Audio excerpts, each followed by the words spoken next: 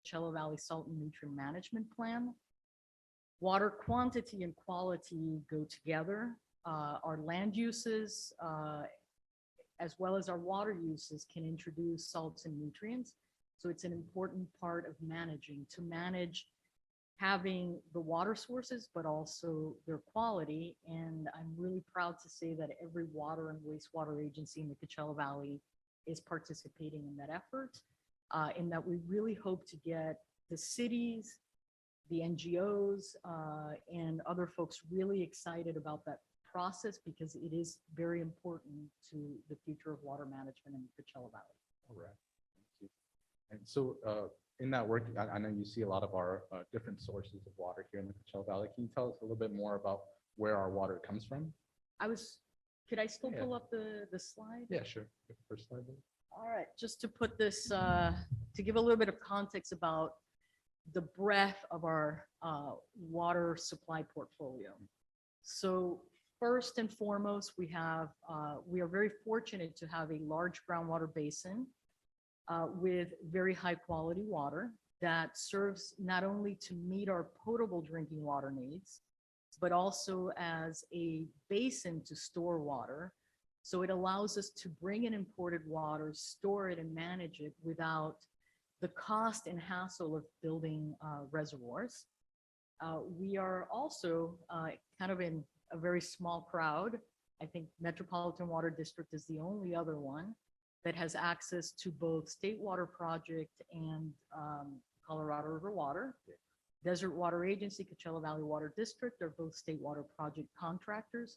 And so that water is brought in through an exchange to replenish the water that we take out of the groundwater basin. Coachella Valley Water District has allocations on the Colorado River. In addition to that, since the very late 60s, we've been recycling water, and that is an increasing and important part of our diverse water portfolio. Okay. And so hopefully this figure here illustrates how broad the infrastructure is that helps us to support our current and future water needs. Okay. And then so after we receive that water, where do you see it all going? How much goes to agriculture? How much goes to urban use? So I included a next slide just to kind of put the whole thing in perspective. Oh, there you go. But I do want to say that a lot of the water that's brought into the valley from the Colorado River through the State Water Projects Exchange is actually infiltrated back into the groundwater basin. And at the moment, we have 4 replenishment facilities that achieve that. The largest being the Whitewater River Groundwater Replenishment Facility, just north of Palm Springs. So this is a graph that shows our annual water use for water year 2021. For those of you who like to geek out on water, we produce an annual report every year that we submit to the Department of Water Resources. Annually, it includes this graph. What water did we use for what sectors and what sources were used to meet those demands. So for this last water year that we reported on, we used approximately 587,000 acre feet of water, of which roughly half went to agriculture and half to urban uses. I do want to point out urban uses does include some of our large irrigators in the valley, such as golf courses. And those large irrigators, they use about 1/3 of this urban use. Okay. How we meet those demands, it's about half Colorado River water, which we also call canal water, and the other half is groundwater. About 2% is recycled water. Like I said, that is a supply that we are increasingly developing. And even though it might seem like a small percentage, it is important. And something that we try to do is match use or supply to use. So recycled water is used a lot primarily for irrigation. Quick question. When you say groundwater here, do you mean water that's previously coming from canals that was put into the ground, or how do you separate those out? We don't really per se separate it out. We do an annual balance to make Okay. sure that we are managing the basin sustainably.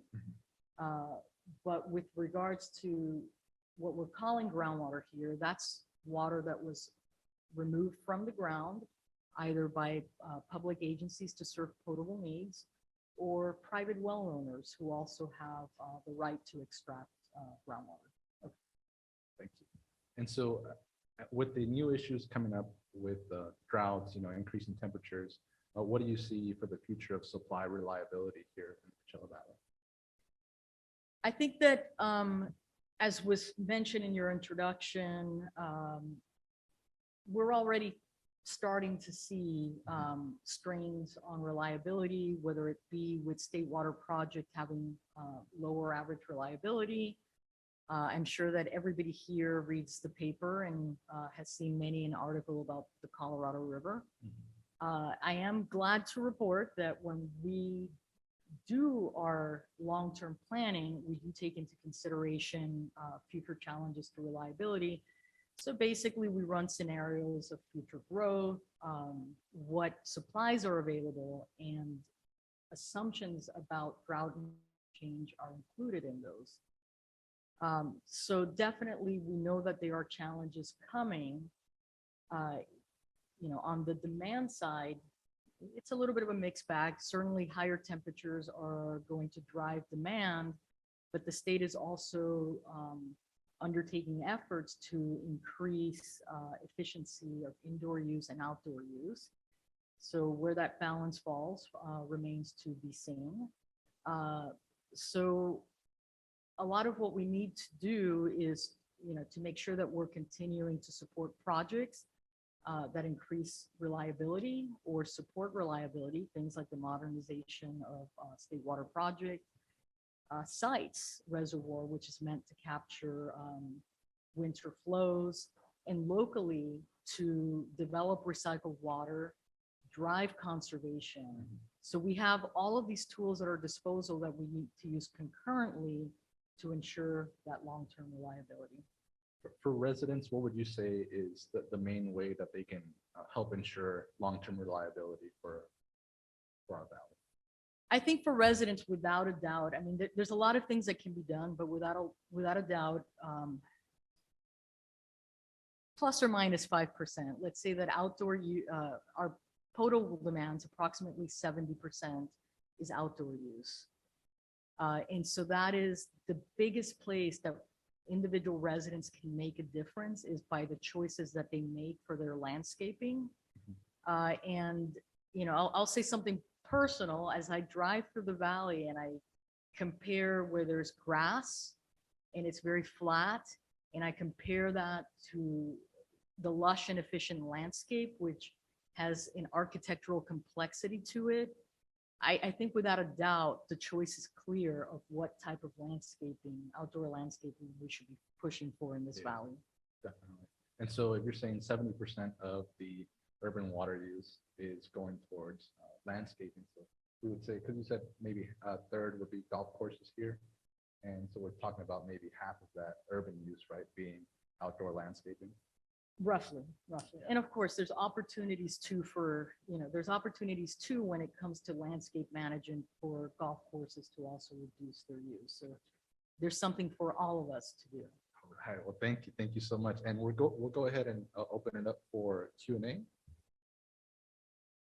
you have any questions for Ms. Zoe Rodriguez? I think you got a microphone for you. Jen, do you want to?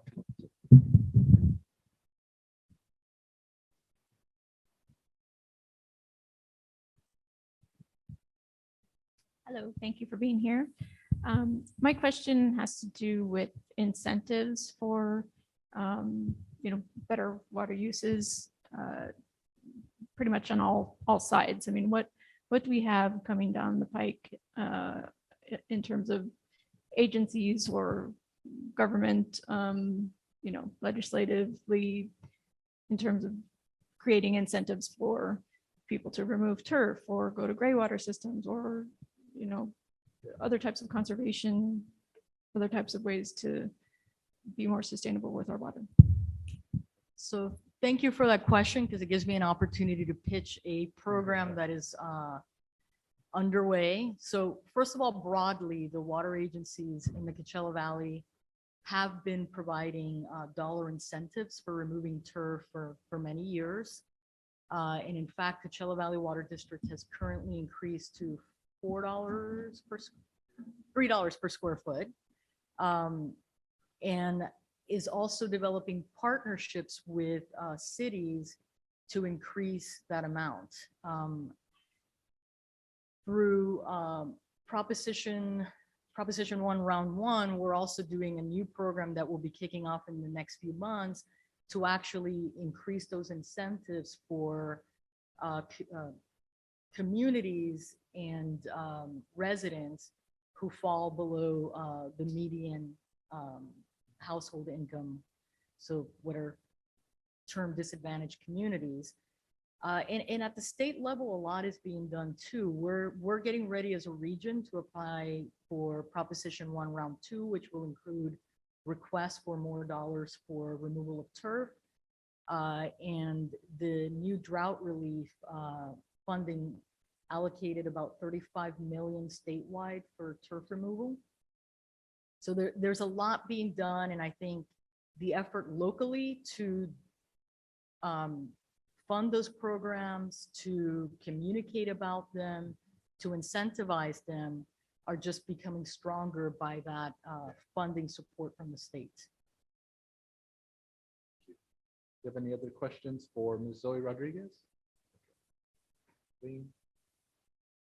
Our council members from La Quinta. I guess your last slide really drove my next question, because you're talking about a 45% growth in our population in the next 22 years. So when we look as a city forward into our development, how is this growth impacting your forecasts for how we now look at future developments? How should we be changing our sustainability guidelines? Or should we be going back and looking at projects that were approved 15 or 20 years ago and haven't been developed? It's kind of a broad question, but maybe you can give me some insight. Thank you.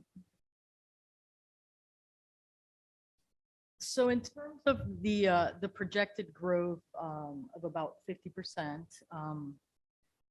yes, that is what's projected based on future models, the housing needs of the area. I think that there's some good news in there relative to earlier plans, which is our current water use has actually decreased while they were, moderate increases in population since 2008. So going into the future, there's a lot more that we can do with the water that's available. There's also Coachella Valley Water District, other agencies, the cities themselves have adopted landscape ordinances that ensure that future developments are as efficient as possible. And in addition to that, there's future opportunities on indoor use. We've become way more efficient in our indoor use, the appliances, the shower heads, toilets, etc. So we need to keep driving in that direction. And I think that it is important to incentivize that kind of efficiency for the existing housing stock, for the existing developments. So it all just works together. But I think that that is a tremendous area of opportunity, is the things that have already been built, how to make them more efficient. And I think that it's important. I think one of the last slides that I had was that collaboration is key. And one of the things that I'm really proud about working in Coachella Valley is that there's a tremendous amount of collaboration between all of the agencies. It's really fantastic. And the decision makers on the land use planning side, I think it's important for them to continue to participate in that conversation as well. Well, thank you, Zoe, for giving us such great background about water use in the Coachella Valley. We really appreciate your time and you being here with us today. Thank you. Let's give her a round of applause, please.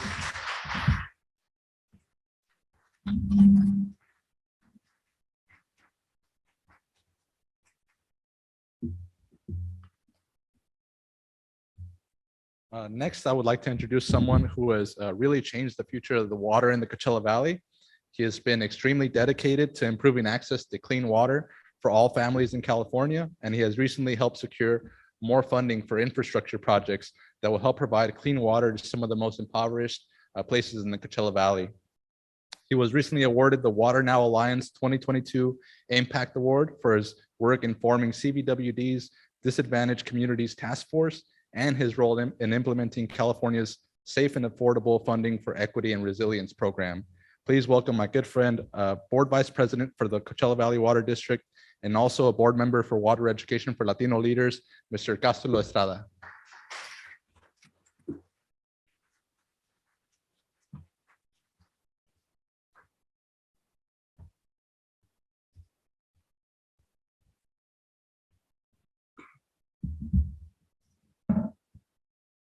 Thank you so much for being here with us today, Cástulo. Thank you. Thank you for having me. Appreciate you.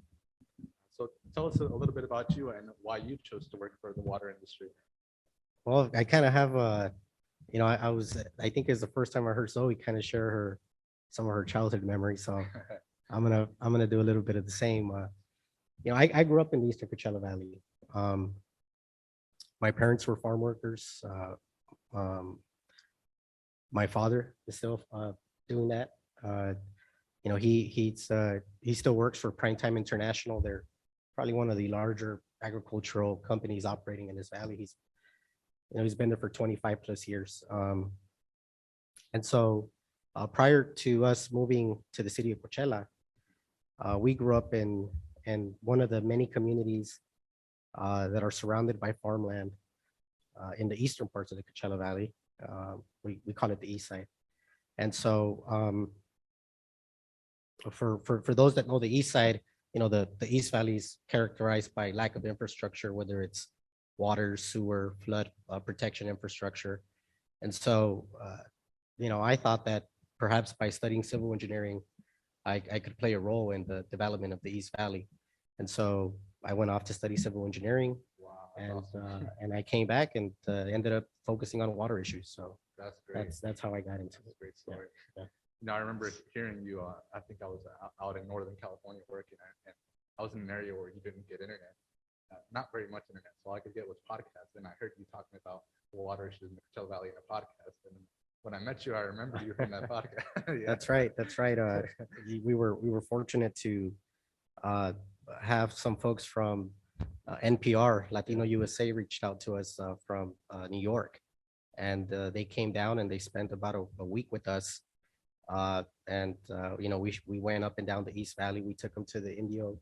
We stopped at the Indio swap meet. Yeah. At your city. Nice. And it was a great experience. Yeah, that was probably, I think that might have been the first time I actually heard about the issues out there. Mhm. But can you tell us a little bit more about working as a CVWD board member and the types of things that you've been focusing on?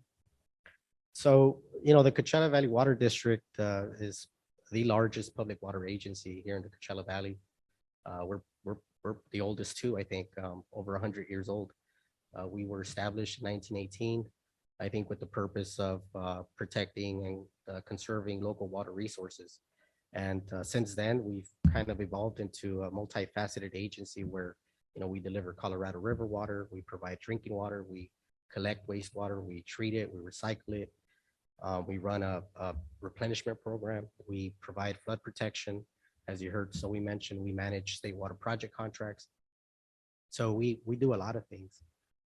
And so those are all the things that I've been focused on in the last 8 years that I've been with the agency. But I've really taken up a primary interest in the issue as it relates to the lack of water, sewer, flood management infrastructure in the eastern parts of the Coachella Valley. I think a lot of times folks don't realize that that there is an East Valley and that there's a lot of people that live there, and it's a lot. It's a lot. You know, they don't live in your traditional housing kind of options, but there's a lot of people that live there, and so that's kind of been my primary focus, I would say, over the last 8 years. And so the issues of so the issue is water contamination, right? A lot of arsenic contamination in the Eastern Coachella Valley, at least the water issues there. Can you tell us a little bit about why those issues exist in that community?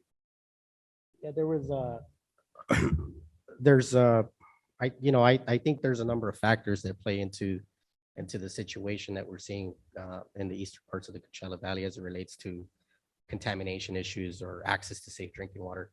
I had another map up here. I don't see it, but it was a map that that showed all the small water systems within the CVWD boundary, including some systems that are maybe outside the East Valley. And I wanted to start off with that map just to kind of show you the mag, kind of like the area that CVWD covers. It's a large area. We cover about 1,000 square miles all the way from maybe close to Palm Springs all the way down to Bombay Beach, down to the Salt City. So it's a big area. And then after that map, I was going to kind of zoom in into this map, which is really where we have the bulk of the concentration of the small water systems within the valley. Each one of these dots here represents a small water system. And as you can see, they're all scattered throughout an area that really doesn't have a lot of water pipeline. And so as a result, they're kind of extracting water through their own private wells and generally known as small water systems, state wells, et cetera. So this water is not going through the treatment centers. Well, it's not going through a public water agency, right? They're kind of they're self-operated by the owners. And so what I wanted to kind of show you is so kind of what's happened is as I mentioned, there's multiple factors. There's a lack of infrastructure in the East Valley. And as a result, there's a lack of housing. Yeah.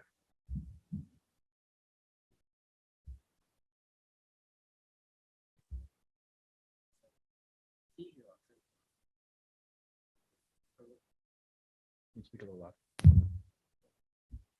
Yeah. Is it on? Okay. There's over 100 trailer parks that are scattered across the Eastern Coachella Valley because, again, there's no infrastructure, there's a lack of housing, and folks have really kind of taken into their own means establishing their communities. And so they've established these trailer parks, they've drilled their own wells, and that's the way that they provide water for themselves and their tenants. The other thing that I wanted to mention is even though there's a lack of infrastructure here, you also have a 1 billion plus agricultural industry. And so folks live here because that's where they work. But again, there's a need for housing. And over the last 50 years, folks have established these communities. And on top of that, as I'm talking about, there's multiple factors.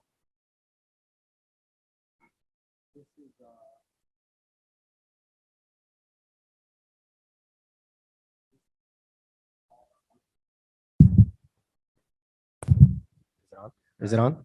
Okay. So this is our arsenic map. So on top of the issue where you have a lack of infrastructure, folks aren't connected to the public water system, and folks have been left to kind of drill their own wells to provide drinking water for themselves and their communities. They're extracting water from an area in the aquifer that is producing naturally occurring arsenic. So that's I think where the issue's at. That's the issue in a nutshell. Lack of infrastructure, lack of proper housing that would be connected to, let's say, a public water system. Over 100 small water systems that are generally pulling from an area in the aquifer that's producing naturally occurring arsenic, naturally occurring chromium. So that I think that's kind of the issue in a nutshell. Gotcha. And so seeing these different issues, right? You're saying there's a large agricultural community here that was built over time, and now the housing, kind of substandard housing, has been built here, right? And it doesn't have the right infrastructure to provide that clean water. And so what are the solutions that CVWD sees going forward, and how will we get to providing clean water for these areas? So about about maybe 10 years ago, starting back with the Integrated Regional Water Management Group that Zoe mentioned, we were able to get a small grant as part of, I believe it was Prop 84, where we really kind of started to scratch at what the disadvantaged communities, the needs were out here, what was the kind of the situation, the universe out here. And it only got us so far, right? And so at around maybe 2014, 2016, we started what was called the Disadvantaged Communities Infrastructure Task Force. And that was really with the mission to identify these small water systems, to superimpose those small water systems with our existing infrastructure. It was something that we had to do very closely with Riverside County, being that they regulate most of these systems. And so we superimposed those small water systems over our infrastructure, which is this, right? And we started creating a master plan to connect all these small water systems. We created a master plan that identified about 42 projects. And with those 42 projects, we would be able to consolidate these systems. Sorry, these blue lines here, those are the existing infrastructure? Yes, those blue lines are existing water lines, Yeah. and then those red dots are the locations of small water systems in the form of trailer parks. So you're trying to connect them all to those main lines? We're trying to connect all these red dots to these blue lines, and in order to do that, we identified 42 projects. Okay. And so now what we've been doing in these last years is partnered up with the state of California. We've partnered up with Riverside County, with our assembly member, with our federal partners to try to go and execute all these projects. We've also prioritized them. We created a priority order. And so we move to the next one as soon as we finish. Right now, we're working on number 1, 2. As soon as we finish those, we'll go into 3, 4. And our hopes is to get to the finish line and complete our 42 projects. Okay. And what's the 1, 2 that you're talking about now? So right now,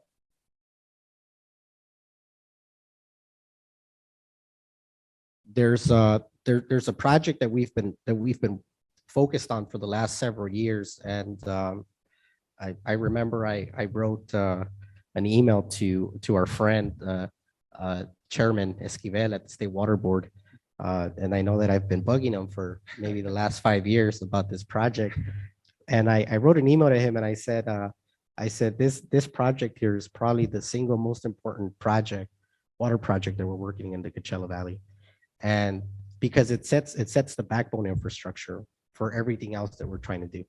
So this project here is connecting water that's generally coming from the rest of the valley. You know, when you look at the location of our wells, we have about 100 wells within CVWD.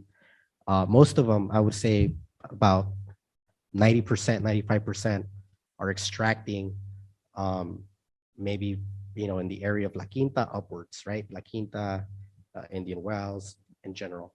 And for good reason. When you look at the map, we kind of try to avoid the area where we have the arsenic. Otherwise, we'd have to spend a lot of money in treatment. So our wells are located kind of on that upper end.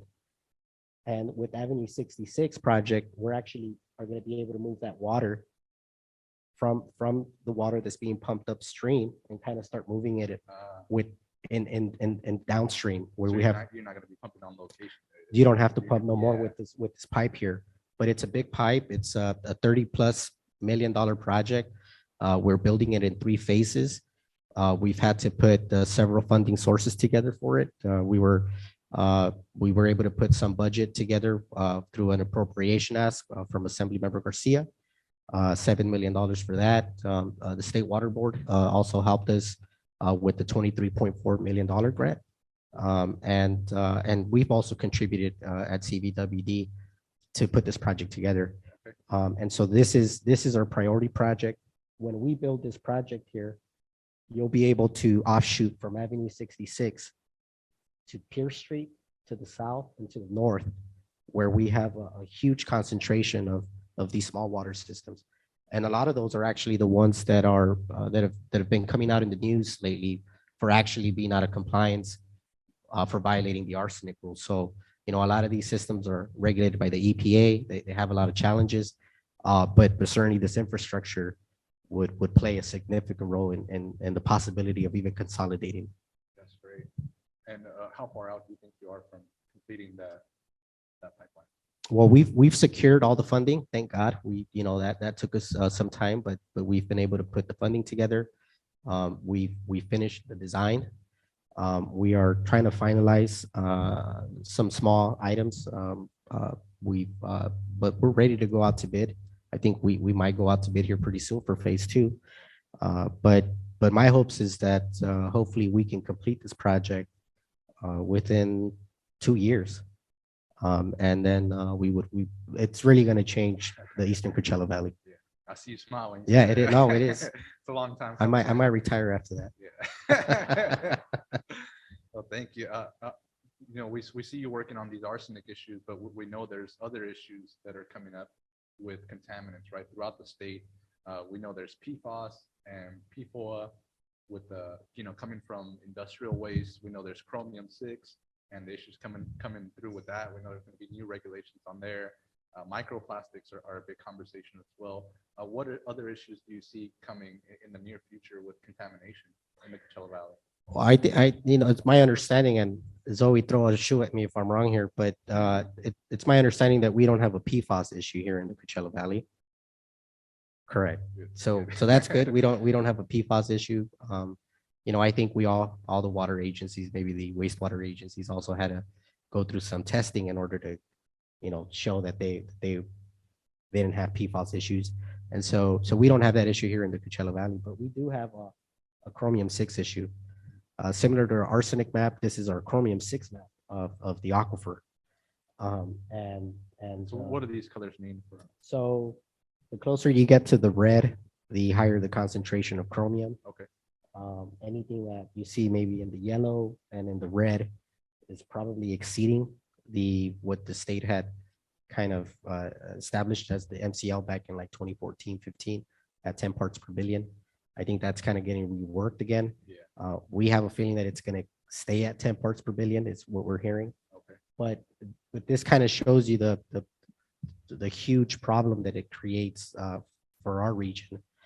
Back when we were planning to execute projects to treat the chromium just for CVWD, as I mentioned, CVWD has about 100 wells that we use to provide drinking water.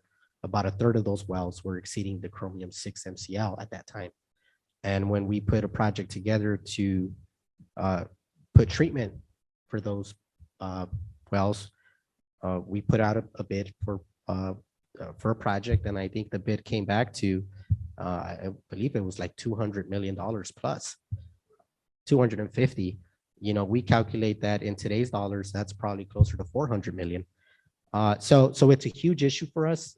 You sit on a board that manages water too at India Water Authority. Yeah. A number of your wells are within these colors, red and yellow.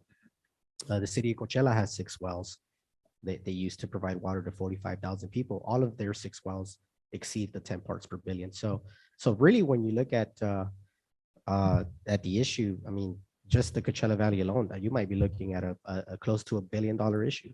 So you said the number used to be at 10 parts per billion? The number, there wasn't a specific regulation for chromium-6. And when it was established around 2014, 2015, it was set at 10 parts per billion. And so is that currently being enforced? No, it was redacted, but the state is going through a process of trying to reestablish an MCL. Gotcha. And so once it gets established, then we're going to have to try to work with it. Do we know when that new number is coming? We hear that it's maybe a year away. Hope, something like that. But you see it, depending on where that number lies, it could cause financial issues for. Well, for our water system. it is. It's going to, maybe the magnitude is not as big as it was back then, because back then we were being forced into a particular type of treatment that was very costly.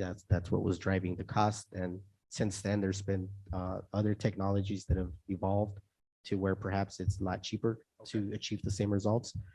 But I believe the state still also needs to kind of approve that type of treatment process. Right, well, thank you. We'll go ahead and open it up for a quick Q&A if anybody has any questions for Mr. Estrada.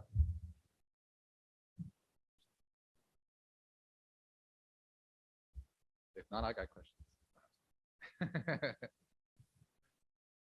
Anybody? Anybody? Yeah, we got one.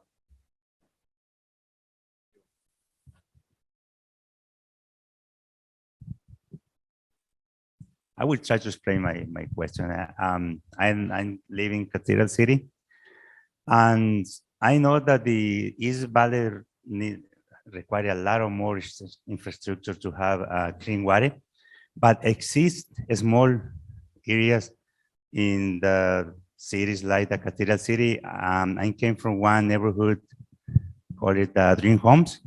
We don't have too long with the new water lines, with new sewer system.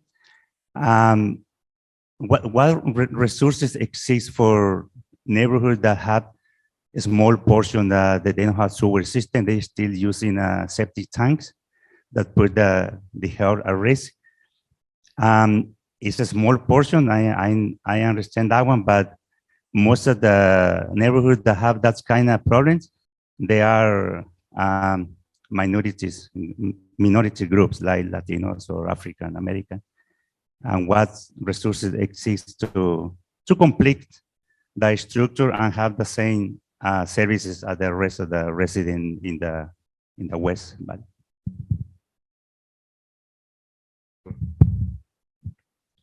We try to identify all the communities that might need water or sewer, including communities in Cathedral City.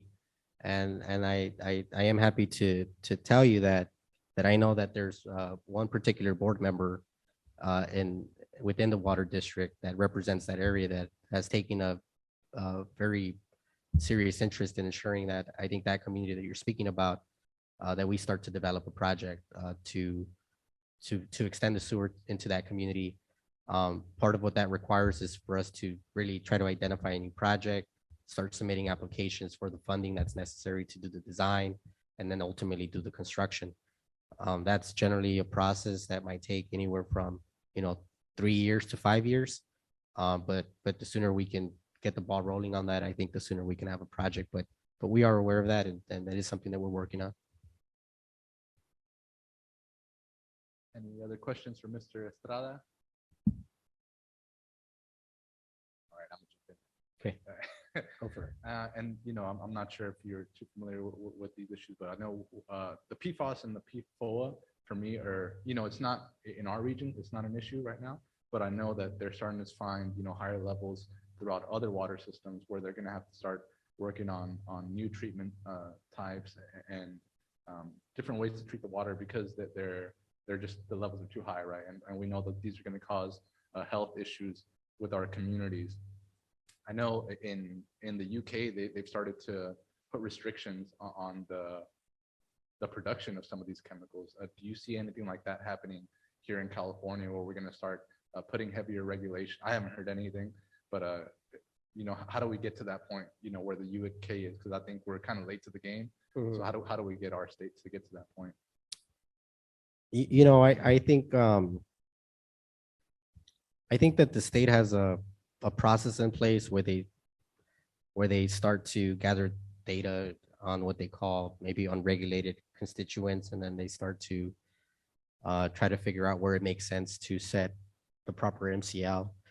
One of the reasons why the chromium-6 was redacted was because I think the court found that there was no economic feasibility analysis that was performed for chromium-6.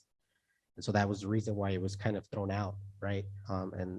So it, to my understanding, and I'm not an expert on PFAS or PFOAs, but in general, when we look at it from a policy perspective, I think that the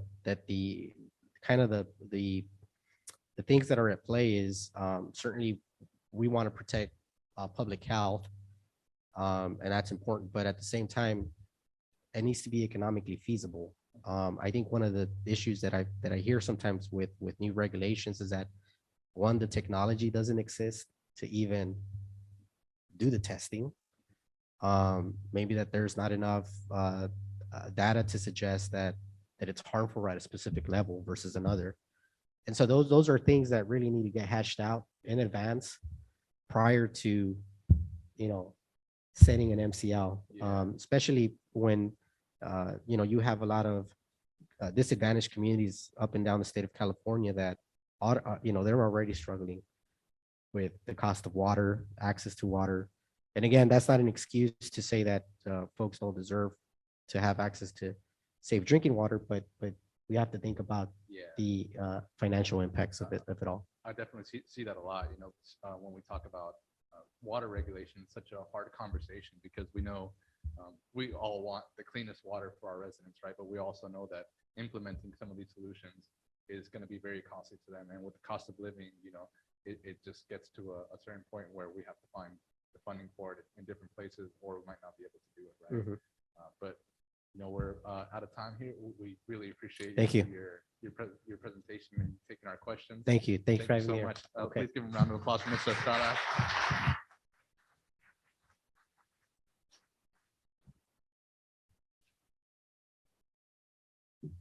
All right, you guys enjoying it so far? Yeah, all right. Thank you. So our next guest, he has extensive experience in public affairs in the US and South America. In 1998, he was appointed by President Clinton to the US Department of Agriculture. He has helped many community representatives build political strategies to solve the needs of both residents and farmers. He is currently a board member for the California State Board of Food and Agriculture and is joining us from his hometown in Imperial, California. Please join me in welcoming Mr. Frank Salazar.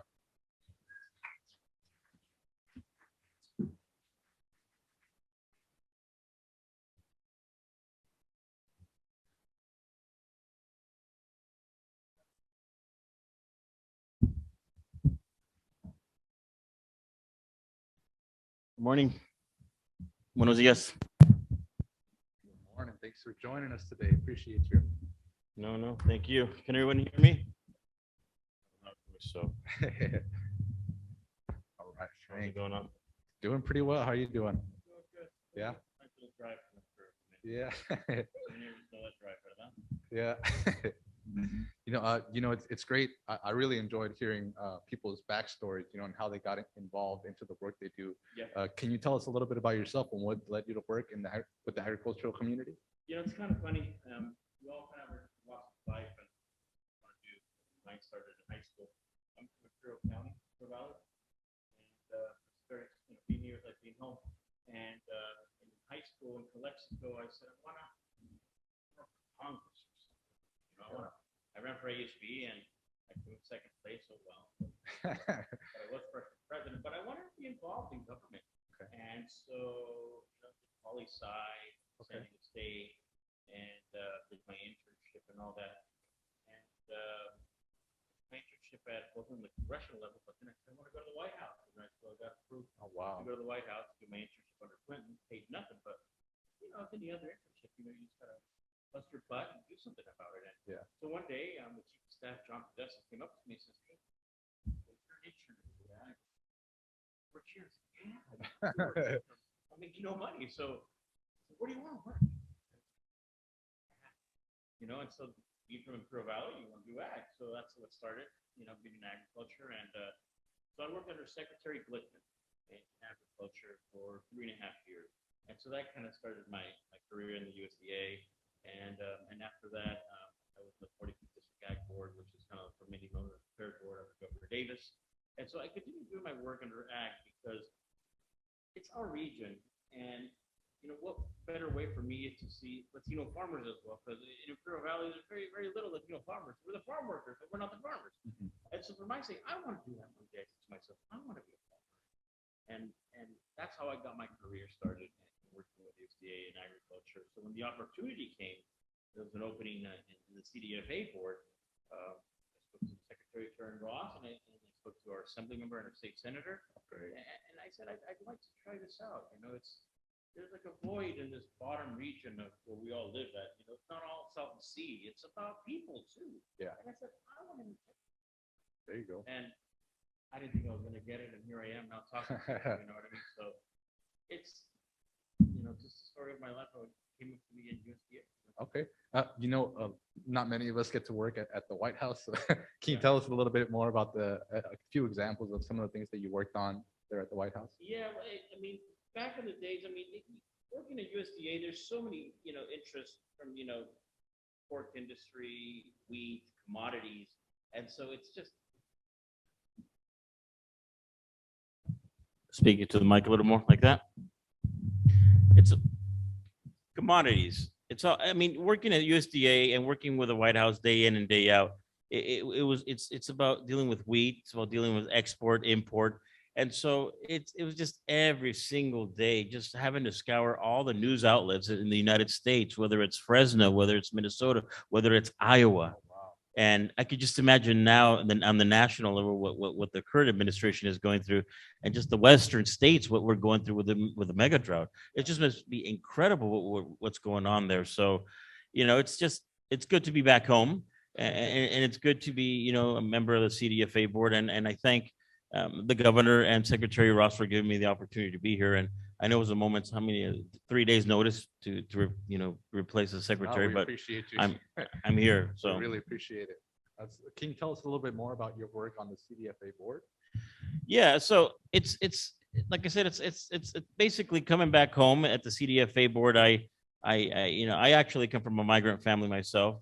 My father picked lettuce when I was a kid, and actually I remember my childhood going up to oh my God, it just blanked on me, and picking up strawberries, and that was very important up in the Central Valley and in Watsonville. So Oh, yeah. so I remember all those stories coming back, and now I'm at the CDFA board where we oversee, and we're basically an advisory board to not only the secretary but to the governor's office and staff, and we're talking about, you know, Watsonville, and we're talking about strawberries, and now we're talking about drought. So we're basically an advisory board to basically the Secretary of Agriculture, and we meet monthly. We're a board of 15 board members from all walks of life, from the UC system, from the CSU systems.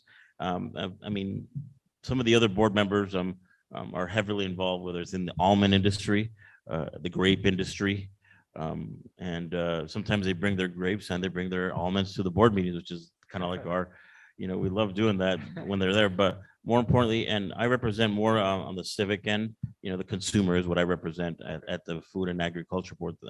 I speak for the consumers and the people as well. So I'm No, that's- honored to be there. Yeah, you know, that it's really great to hear that we have somebody representing us at that level with your experience, right? Being from a migrant family, having the experience of working the field, even as a young person, you know? Yeah, it's eye opening and seeing, and what we try to do on the CDFA board is not only meet in Sacramento, but meet in different areas. We soon want to meet here as well in Riverside and Coachella Valley. Have meetings at the Coachella Valley and in Imperial Valley. I know tomorrow we're meeting as a board. We're meeting in Richmond, and so we're taking kind of like a road show tour, because it doesn't do good just being over there in Sacramento at times. It's taking a road show and Yeah. seeing and being in the farms as well, and talking to the farm workers and the people. So that's the important. That's where the real work is at. And so I know with COVID, it was really hard. Everything was in Zoom. Being one of the newly appointed members, I mean, my meetings were in Zoom, and I mean, you really can't get much out of that being just going virtual. So Yeah. I'm glad we're back. I'm glad we're meeting. I'm glad we're going to the farms, because it's not only farms, because it's food too. And, you know, they say, and now we're talking about water is where water flows, you know, food grows. So. So a quick question, what's it like for your family, you know, to see you going from working, picking strawberries, to see you at the White House and see you on the CDFA board? What was their reaction? You know, I mean, I think some people, I mean, they don't believe it yet. You know, it's a little bit interesting, because I am the youngest one. And so, and you know, my job is to basically be an activist and a resource for a lot of our communities.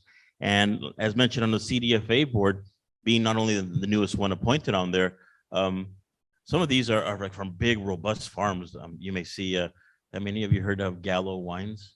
Yeah. So I sit next to the guy from Joseph Gallo, you know. So, and you know, the funny story is he's like, so what, you know, what winery do you have? And I'm like, Imperial Valley, you know, that's where I'm from. I say, so it's important. It's important that, you know, that, you know, we have a diverse board. It's important that we talk about our regions. And sure enough, when we're at the CDFA board, once in a while, they'll talk about Southern California compared to Northern California. And it's our job to advocate for Coachella Valley and Imperial Valley. And sure enough, we do have good people, you know, that are advocating for us, you know, whether it's our Assemblyman or State Senator, our local Coachella Valley Water Board or Imperial Irrigation Water Board. It's important that we have advocates out there, because at the end of the day, they hear the story. Our stories gel. It's not just one person over here, one person over there. Our stories all come together, and it's important for us to tell our stories, because at the end of the day, when the budgets are made, programs are rolled out. And that's what I think is important. These programs that we do at CDFA that I like to talk about, if it's possible, and if I could highlight some of the strategies that we got. One thing is, with the mega drought that we got going at CDFA, we got some strategies that we have on the table when it comes on the conservation side of on agriculture. And if it's possible, I'd just like to point out three that are really important that we'd like to highlight. And one of them is called CUSP. And CUSP is CUSP. And basically that stands for the California Underserved and Small Producers Grant Program. And these programs, the CUSP program is a grant program that facilitates direct drought relief funds to individuals and small farms, and also to socially disadvantaged ranchers. And basically we'll help them with emergency water, irrigation, conservation measures, technical assistance, and pivot them, because with the drought, we got to pivot them, manage their drought risks at the same time, not only for farmers, ranchers, but at the same time, help them with their marketing efforts as well. So CUSP is something that we got going right now. And we're providing, like I said, technical assistance, economic relief, and basically smart practices with CUSP. So just a quick thing on that is one of the things that I hear, that on the large farms, you know, it's easier for them to implement those more efficient strategies, right, for growing. And for the small farms, it's kind of hard for them to catch up, and they end up using more water. So this program would help. Oh yeah, by all fill means, the gap, right? by all means, yeah. And the second strategy that I'd like to talk about, I think it's kind of cute. I think y'all got a kick out of this one.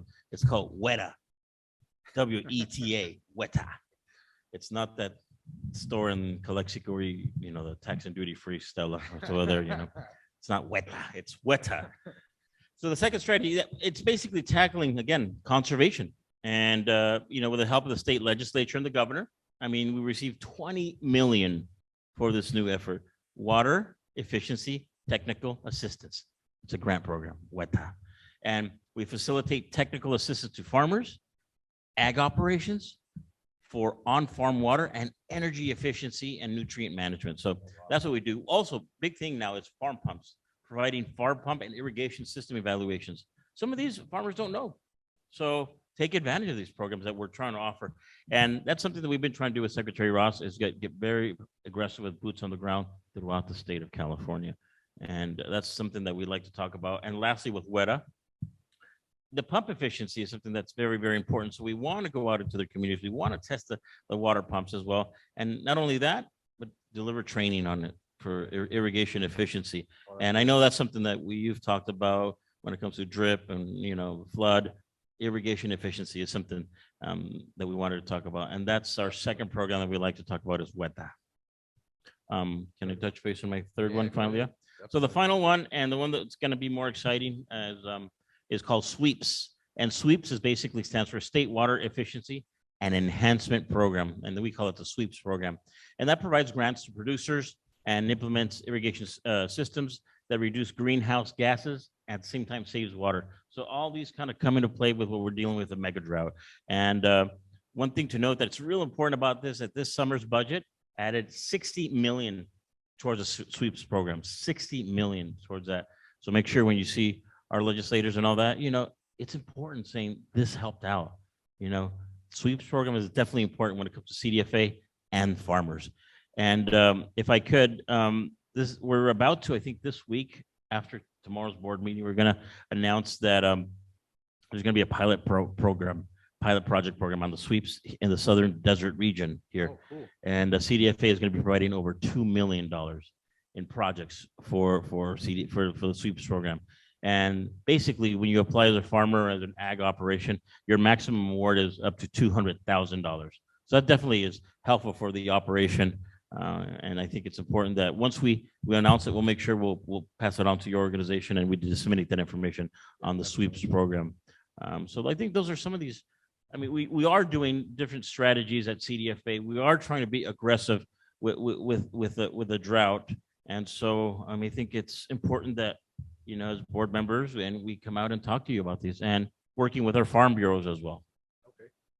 You know, that's really, that's great to hear that all these programs are coming out, right? Because a lot of times we hear, you know, all our water's going to agriculture. You know, what we do isn't really making an impact, but we know it is, right? And we saw the graphs from Zoe.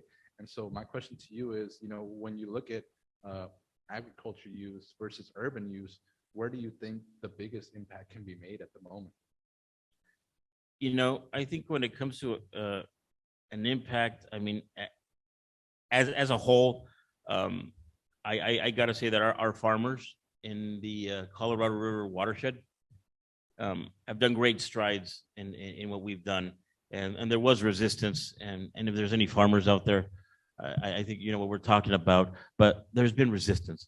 But we've done great strides, our farming community throughout the Colorado River watershed. And, you know, there's challenges with our ecosystems, but we're committed, our CDFA staff and our partners, we're committed towards working towards a solution while maintaining at the same time our ag-based economy, because it's important that we maintain this. We're in rural areas, so we got to maintain this ag-based economy because that's the backbone of what we're living through here, and we're mindful of that.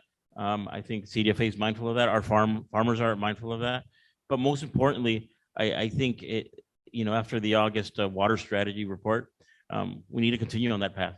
And I still remember living in El Centro, and I remember some of you remember, like, you know, Tuesdays you're not supposed to water, and Thursdays you're supposed to water, and Monday and so it was kind of a community effort, right? Like, you know, if I was watering one day, you know, you see the neighbor come and you're not supposed to do that today. I'm like, you know, I like that. Yeah. It brought some, you know, just brought us all aware of something's going on. Yeah.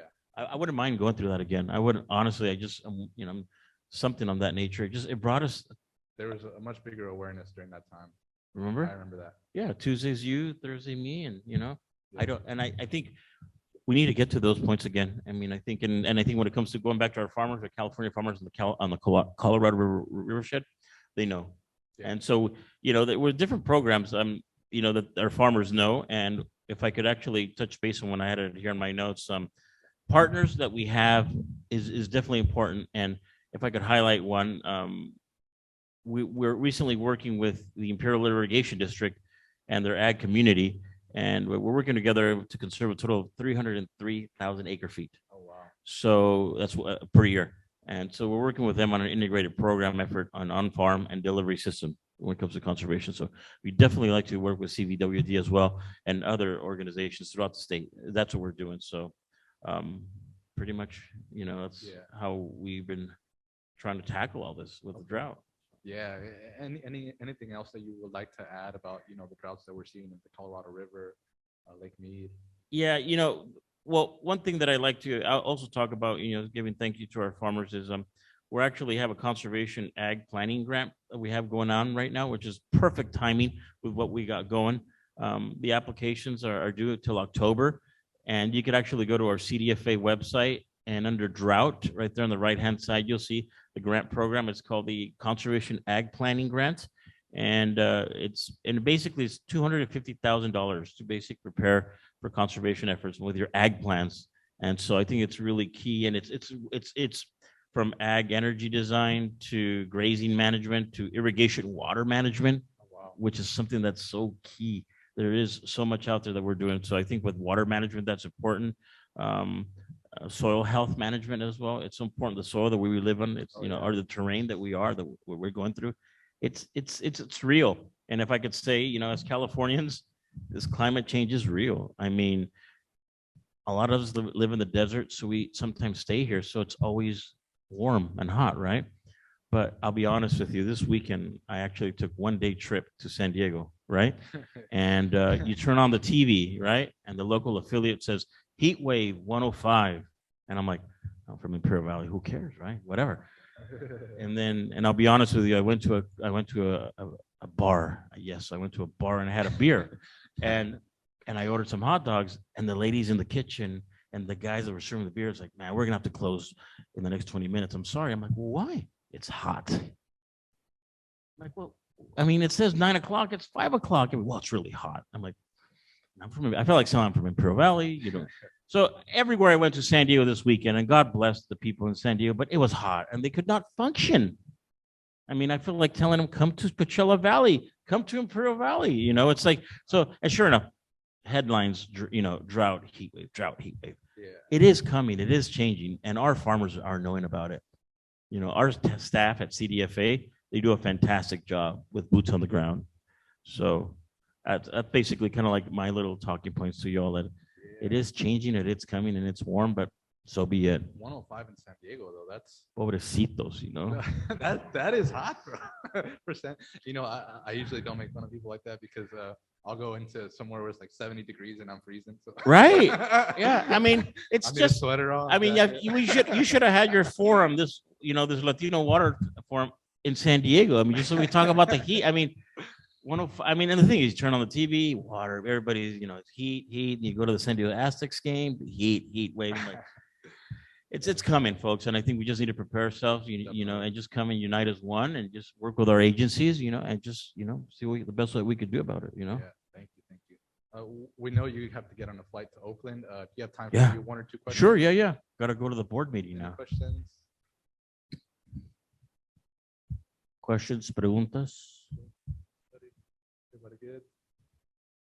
No questions? Well, you get to your flight early. Well, thank you, Oscar. And to everybody, please check.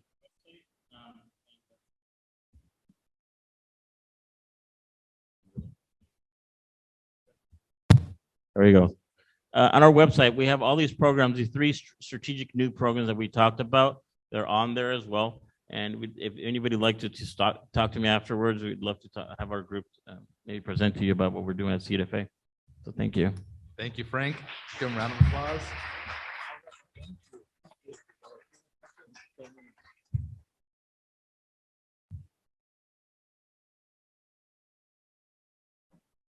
All right, everyone. So we got a little extra time for you guys to enjoy your break. We do have some snacks around the corner in the classroom.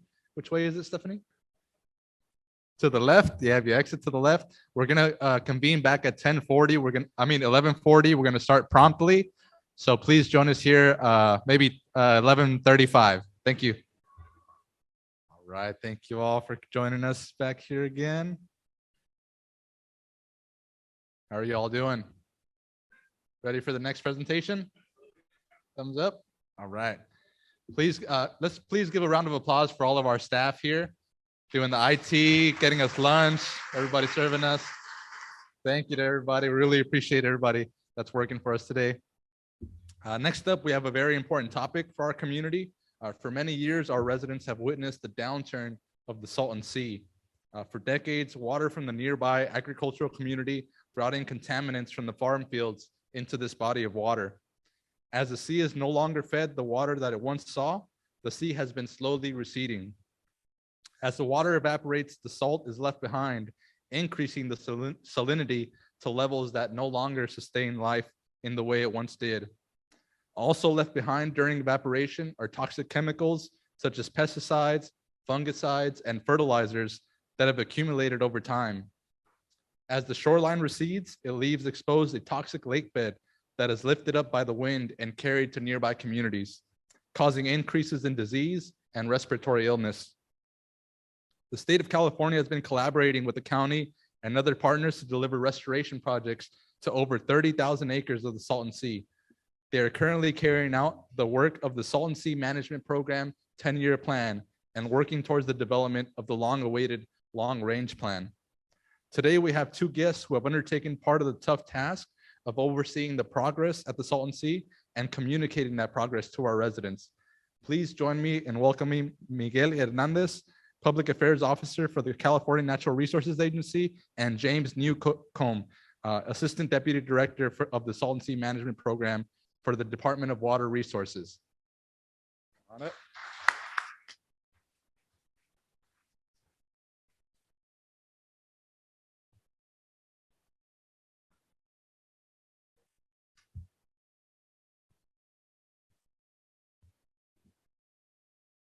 Right on.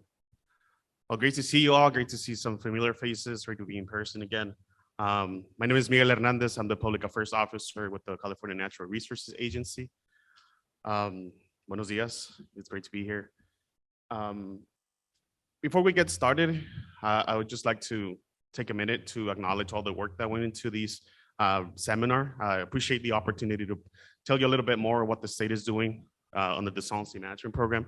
So thank you, Oscar. Thanks, Ruben. Thanks all staff for having us here and give us the opportunity to present today. Chiefs, you want to do the introduction or? Oh, I can do it. Right. Okay, so we're gonna tag team this presentation today. Me and my colleague James will come thereafter. So just a quick overview of our presentation today. Just to highlight what we're gonna cover, I'll cover points 1 and 2, and James will step in and cover 3 and 4, which is for me, I'll present a little bit of the, just the overview, a little bit of the priorities for the program, and also partnerships and community engagement, followed by James with updates on our projects, on the SSMP projects, what we got going on, what had happened in the past, and what we got going on for the future and the development of the long range plan and other future planning.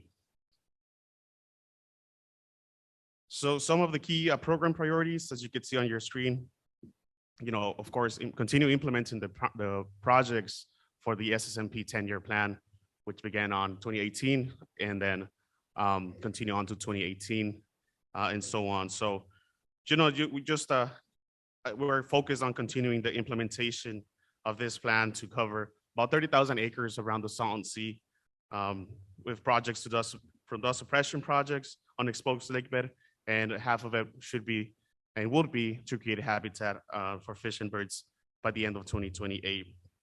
Also, we focus on strengthening partnerships with tribal governments, local leaders, and communities to help us deliver on those projects that we have committed on the 10-year plan. And also, we've worked on establishing a long-term path for the Salton Sea beyond this 10-year plan by submitting a long-range plan, which again, James will touch on a little bit, which at the end of this year will be submitted to the regional water boards.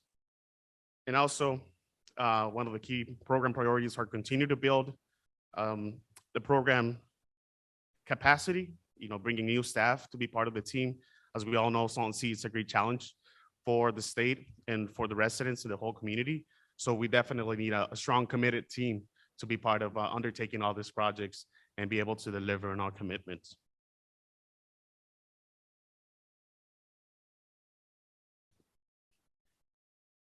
Okay, and like I said, one of the key priorities has been to strengthen our partnerships with local, tribal, or regional tribal governments, stakeholders, and all the community members around the sea.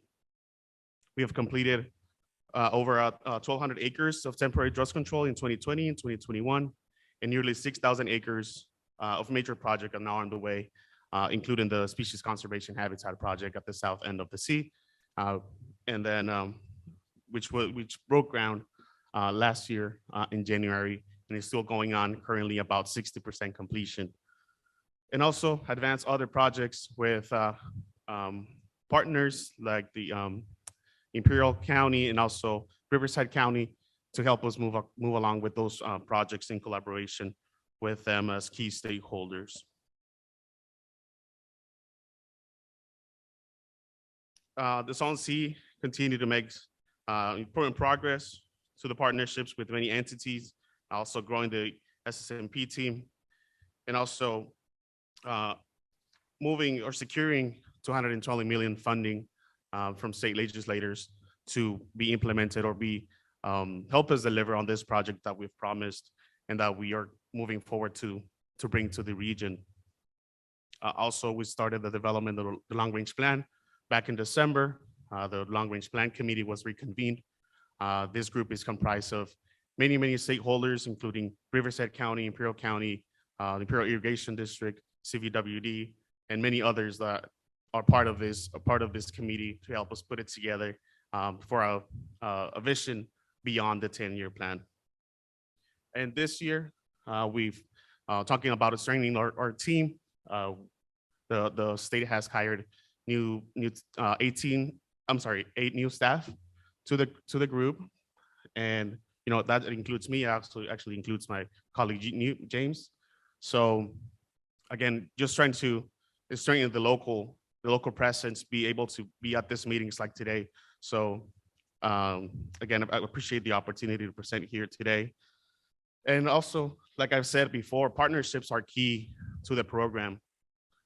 Be able to bring in community vision and community input into our projects, but also be able to strengthen those partnerships with the landowners, with folks that have a stake at the projects that we're committed to deliver. So that's a key concern, or a key priority, I should say, to the program, to be able to deliver in a timely manner and also in a meaningful way.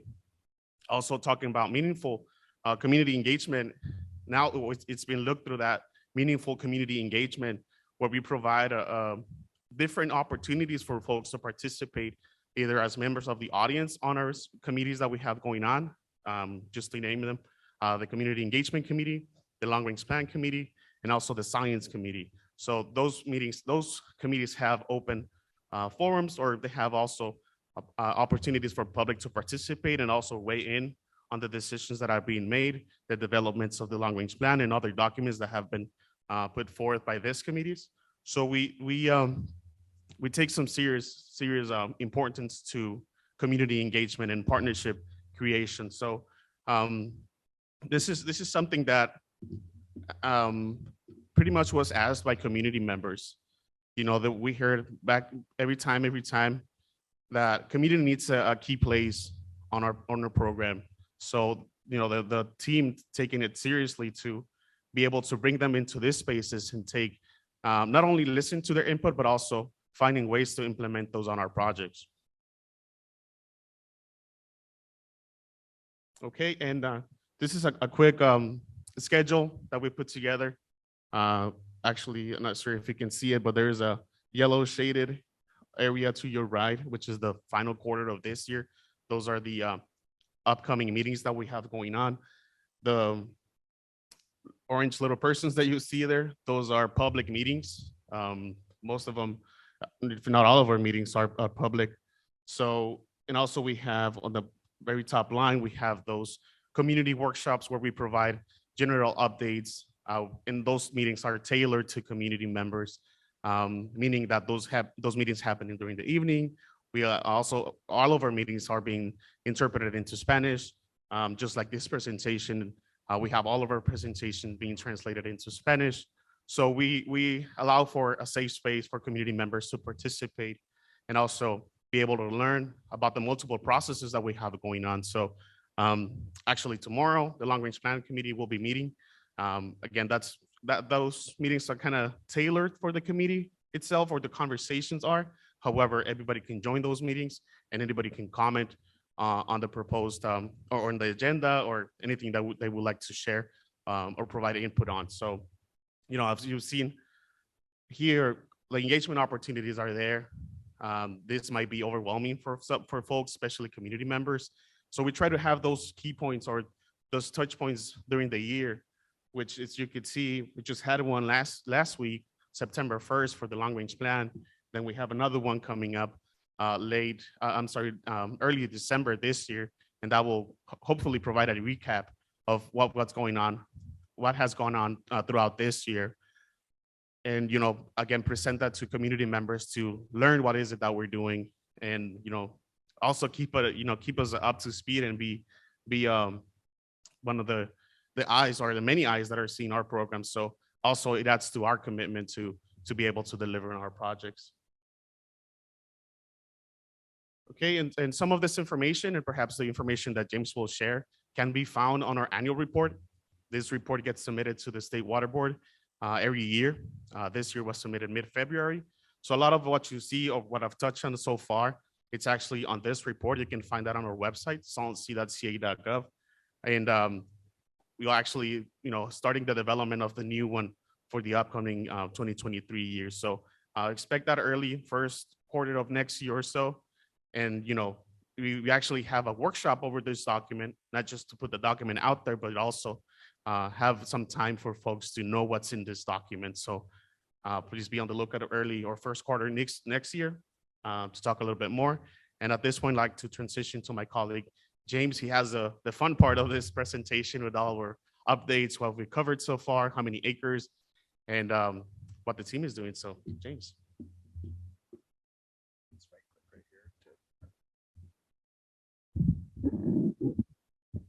First, I also want to thank the organizers for inviting me to speak at this event. I learned quite a bit already today, and I hope that I could pay some of that back with this presentation.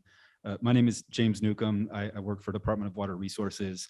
We have a program there called the Salt and Sea Management Program that works across agencies to try to deliver salt and sea projects. I've been there for about a year, and excited to share some of the things that have happened over the past year and the things that we're planning as we move forward. So I think we're a little insecure about how long it takes us to deliver projects. And so we always like to point out that the key driver in project implementation has to do with acquiring land access. And but I did want to say that there are some important things that have happened over the past year in terms of reaching agreements with landowners, particularly with Bureau of Reclamation and IID. We've sort of are forming templates that we will use for acquiring properties or easements to those properties to build out our aquatic habitat restoration projects and our vegetation projects. And our hope is that we're able to use those templates to continue to accelerate some of the projects happening. One of the things too that's important to note about this graphic here is that habitat restoration projects don't conform to a checkerboard pattern, and what makes this even more difficult is you see a lot of alternating ownerships that happen across the sea, and so it really forces this environment of collaboration, which is usually a good thing, and in this case it's a necessary thing. Okay, so before we look forward, first we'll look back through 2019 and 2020. So the purple outline you see there is the current footprint for the species conservation habitat project that ultimately will be a 4,000 acre aquatic habitat area. That project itself is about a $200 million project. It takes a long time to construct something on that scale. And so for that 4,000 acres, that's about a 3 to 4 year build out. And we recognized before we go in there and start disturbing soil that we needed to be able to stabilize some of the soils in the project area. And so in 2019, roughly 750 acres were surface roughened through creating furrows to eliminate the emissivity of those areas temporarily until water could be put in place. And then again in 2020, near the New River East project, another 341 acres experienced that same treatment. And then also important, the New River, the interception ditches in 2021 were constructed. That's 22 acres of high quality pupfish habitat.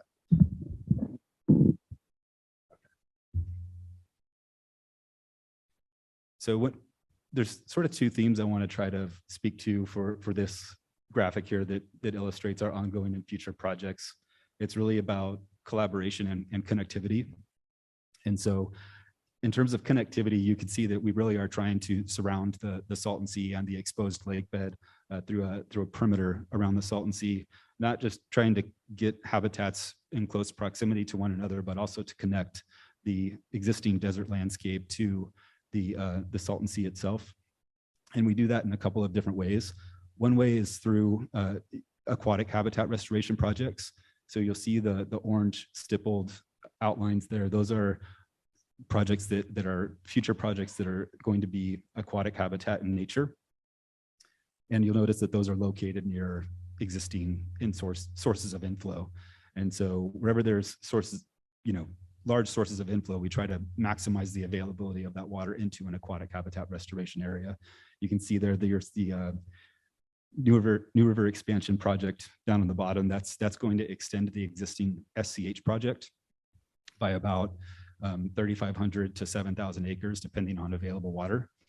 And one thing that's important to point out for scale is we are dealing with the largest, Salton Sea is the largest, inland water body in California. And so when you see these projects down here in the south, they might look small, but the SCH and the SCH expansion or New River expansion project, a 7,000 acre, water body, that would be one of the 20 largest inland lakes in California. So we are talking about creating some significant aquatic habitat that really will go a long ways towards extending the Pacific Flyway. Some other items on this map illustrate the areas in green there. Those are areas that typically would not get a lot of water inflow. We're trying to establish native vegetation on those areas to suppress dust and create habitat. And I'll talk a little bit more detail about how we do that in a following slide. And then additionally, there are some partner projects that are listed on here as well that I will address. Okay, so first, just a quick update on SCH construction. So you'll see here in the orange outline is, make sure I know what I'm looking at. Okay, yeah, so that's the SCH footprint. A couple of things to point out here is that this footprint takes inflows from the New River.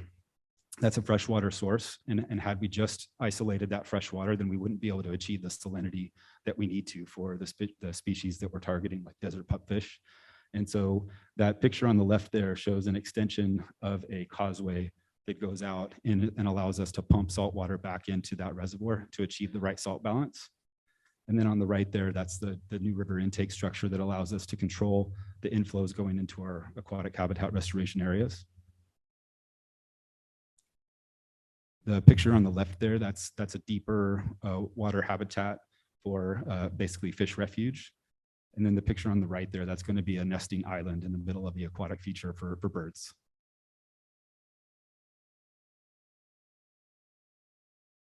Okay, so an update on our vegetation enhancement projects. So we're targeting roughly 1,700 acres with these 3 projects. They're happening across Clubhouse, Tule Wash, and Bombay Beach. They serve 2 purposes. Really, it's suppressing dust through establishing native vegetation, which then creates habitat. And I'll show why that's not an easy thing to do in the next slide. So we're clearly targeting areas that have high emissivity and experience high winds. And so establishing vegetation in those areas can be quite challenging.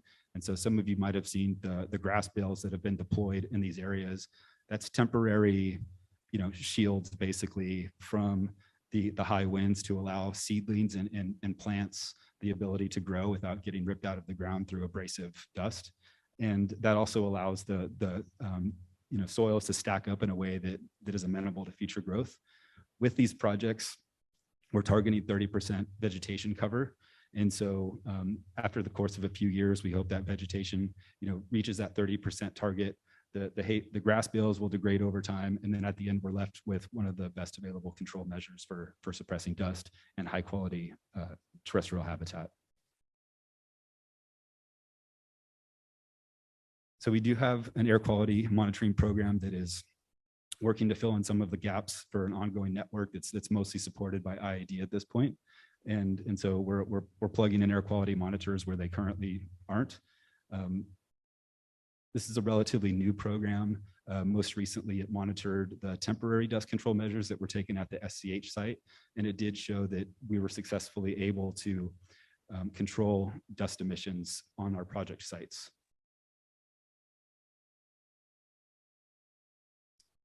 And then here, just a point on project collaboration.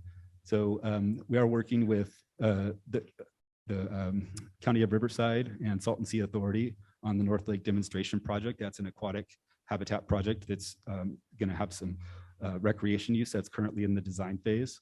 And then as you move south, we have the Desert Shores Channel Restoration Project. It's a partnership with sorry, what's that? Thank you.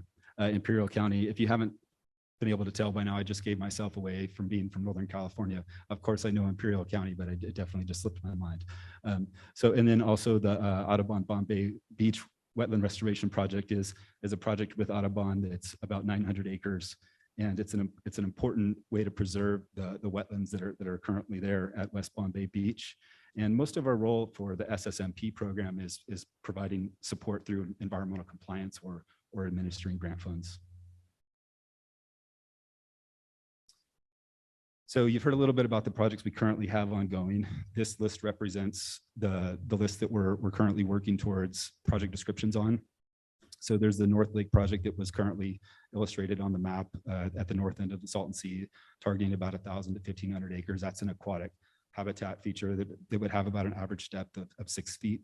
There's the San Felipe Fan Restoration Project. It's a combination of emergent wetlands and aquatic habitat at the mouth of San Felipe Creek. We're planning to create bird habitat in the Imperial Wildlife Area in the Worcester unit. That's a marsh habitat. The New River Expansion Project is one that's currently topical because it has the ability to deliver, quite a bit of, habitat by expanding the current SCH project. And then the SCH Vegetation Project, which is planning to install vegetation just south of the SCH project. And then finally, the Bombay Beach Restoration Project is about 250 acres that will border the wetland project previously discussed the Audubon is working on. And then here, we just like to point out that, there's a lot of work happening around the Salton Sea that's very important that helps establish, connectivity around the sea. And these are projects that help build that cohesion. And so we wanted to list them here because they are in our annual plan, and there's more updates there. Certainly there's QSA projects that IID is working on. There's the Torres Martinez Wetland and Vegetation Restoration Project, the New River Improvement Project with the City of Calexico, and then the Salt Creek Tamarisk Removal Project. All right, and so sort of shifting away from more project updates, I'm going to go into higher level planning, and I only have a couple more slides left if just for time purposes. So really the focus of this slide is about describing how we are stepping through our NEPA evaluation. That's something I'm doing.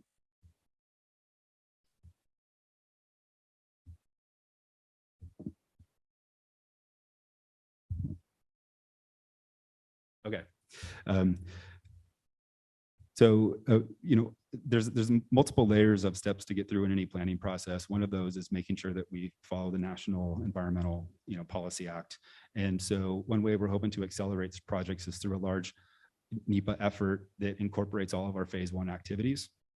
And so the Corps is leading that process. The current public review just closed. And so we're making our way towards having a document that will really help accelerate project delivery.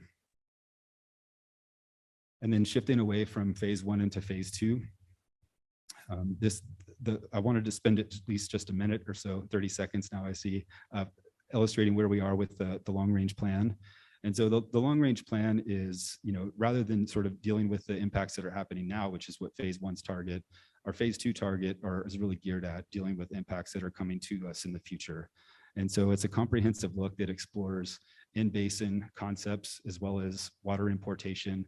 We've had a pretty aggressive timeline since August of 2021, where we formed the Long Range Plan Committee, which is helping to guide development of the document. Around that time too, UC Santa Cruz began leading a water importation study to identify the feasibility of projects as in their ability to bring ocean water into the Salton Sea. And so I'll close out just by saying that I think I could probably give another presentation just on the long range plan, but in the interest of time, I think I'll table any questions you might have on it. And there we go. Thank you, Miguel and James, and we'll definitely take you up on the other presentation for the next seminar. We'll go ahead and open it up for questions. We have time for maybe 2 questions for our presenters here. Any questions? Yeah, Jen.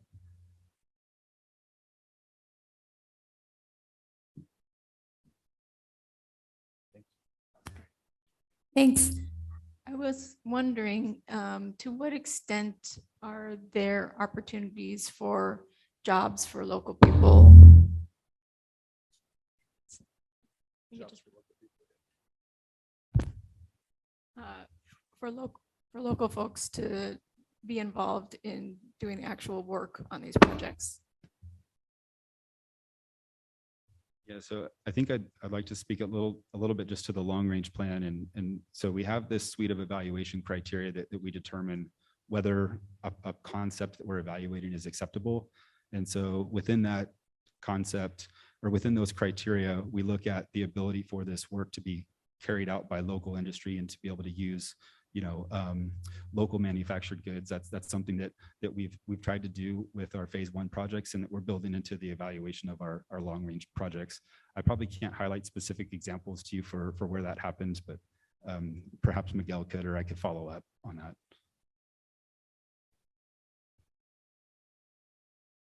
Any other questions for our presenters here? Got time? Chuck? Questions? No? You good? Go ahead. Yeah, I just wanted to add a little bit more on the job opportunities. Just speak a little bit about the new 8 hires that we brought to the team this year for the state staff. I believe 6 of us are actually located in the region. I myself, I'm in Raleigh. So that's a priority for the program to also bring local workforce to be part of this team. There are several opportunities that are opening up, positions either at DWR and or CDFW to participate as environmental scientists. There are different positions and opportunities, and it is a priority to focus and bring local workforce, as part of state staff. But to James' point, opportunities to actually deliver those projects might come a little bit different. I have one question for you guys. You mentioned that we're working on restoration for 30,000 acres of the Salton Sea. Can you explain to us how much exposed lake bed we're currently seeing or expected to see in the near future? Yeah, so before the current mega drought that we were in, I think we were anticipating that up to 60,000 acres of exposed lake bed would be expected, sometime by 2050. To date, that exposure has been a little slower than expected, but with anticipated reductions and or I guess I should say with agencies choosing to have additional storage at Lake Mead to avoid dead pool, there is expected to be some sort of acceleration of lake bed exposure. And so I think we're looking at on the order of, over the course of something that would have happened maybe 6 years from now, could happen in the next 2 or 3 years, depending on the situation as it unfolds at Lake Mead. But as that situation is unfolding, I do want to point out that Secretary Crowfoot, who's going to speak next, is making sure that Salton Sea impacts are front and center with respect to those decisions that are being made. And we talked about the New River expansion project. That's one that could potentially be accelerated because a lot of that exposure is happening on the southern end of the sea, where there is a good water source, but also it's a lot flatter at that area. And so acceleration of lake bed happens a little bit faster in the south than it does in the north. And you said it was 60,000. We recently expected 60,000 square feet exposed. By what year? I think it's by 2050. 2050? Okay. And I'm going to go look that up as soon as I get back. All right. Thank you. Thank you. Well, let's give them a round of applause for the great presentation. Thank you. Go ahead.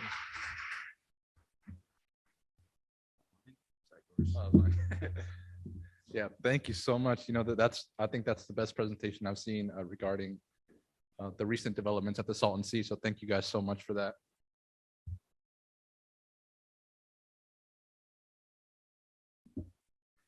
Next up, I would like to introduce our co-host for today. He is a great representative for our community, especially when it comes to issues of climate resiliency, renewable energy, and conservation. He has led the way for our community in terms of regional water issues, as well as binational air and water quality issues, and help secure funding for projects that will help protect our residents and our natural resources through the future impacts of climate change. He is also a great mentor for me and actually recommended me to join this WELL Fellowship. Please join me in welcoming Assemblymember Eduardo Garcia.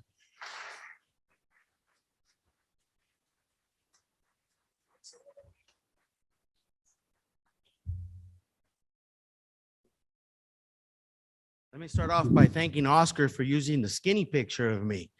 Thank you, brother. He takes good direction. He's a good mentee. No, he's a great leader for our community in the city of Indio. We're excited to see the things that he's doing and what he will do in the future. Let me just welcome everyone. I know the president is here of the College of the Desert. Want to thank her for letting us use the facility.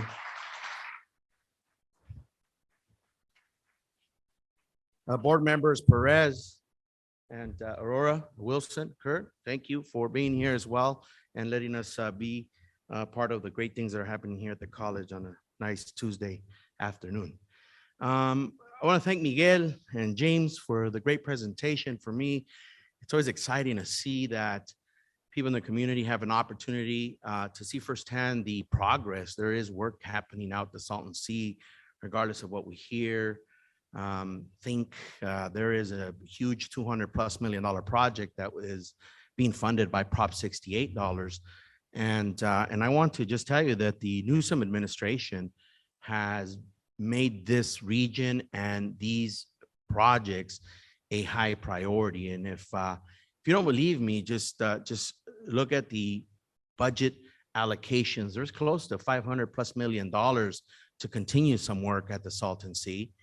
We had some historic investments in this last budget, working around the issues of Salton Sea and lithium development that are close to about $1.5 billion of incentives for activity out there in the economic development side, as well as making sure that the community continues to stay engaged. Close to $1 million of just engagement dollars for the community to remain vigilant, active, and continuing to provide input to what's happening out there. And that was per the request of our local community members who have been working on the discussions in and around lithium.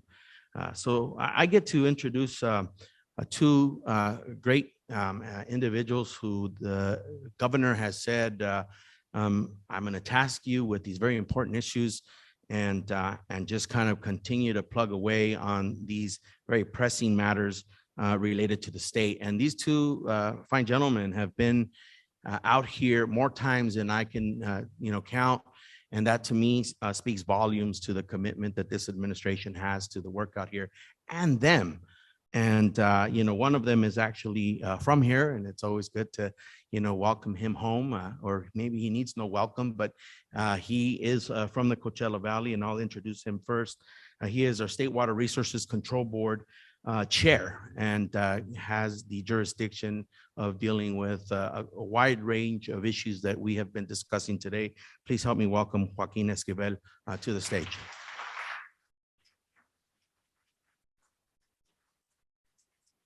This next individual, he's been working on issues in and around the Salton Sea even before he took on this role. I remember him putting together a group of about 15 legislators on a very similar hot day like this. We finished session on a Thursday, jumped on a plane and landed at the airport in Imperial. And we took a group of legislators out to the Salton Sea, everyone from the pro tem of the Senate today, Tony Atkins, to some of her colleagues, and then a handful of assembly members that I get to work with day in and day out. I can't speak enough about him, as I mentioned, Joaquin as well. Another gentleman that has been committed to the work out here. He's a phone call, a text message away for us when it comes to the activities that are happening here. He's here for a day and a half, and I'm going to squeeze every minute that I possibly can with him to we're going to be talking New River later. We're going to be talking about water quality issues with our friends in Mexicali in the state of Baja California later. So we're going to maximize his time and energy, and I'm going to take him to eat Chinese food too in Mexicali. So I think that's what he's excited about. Please help me welcome our Secretary of Natural Resources Agency, Wade Crowfoot.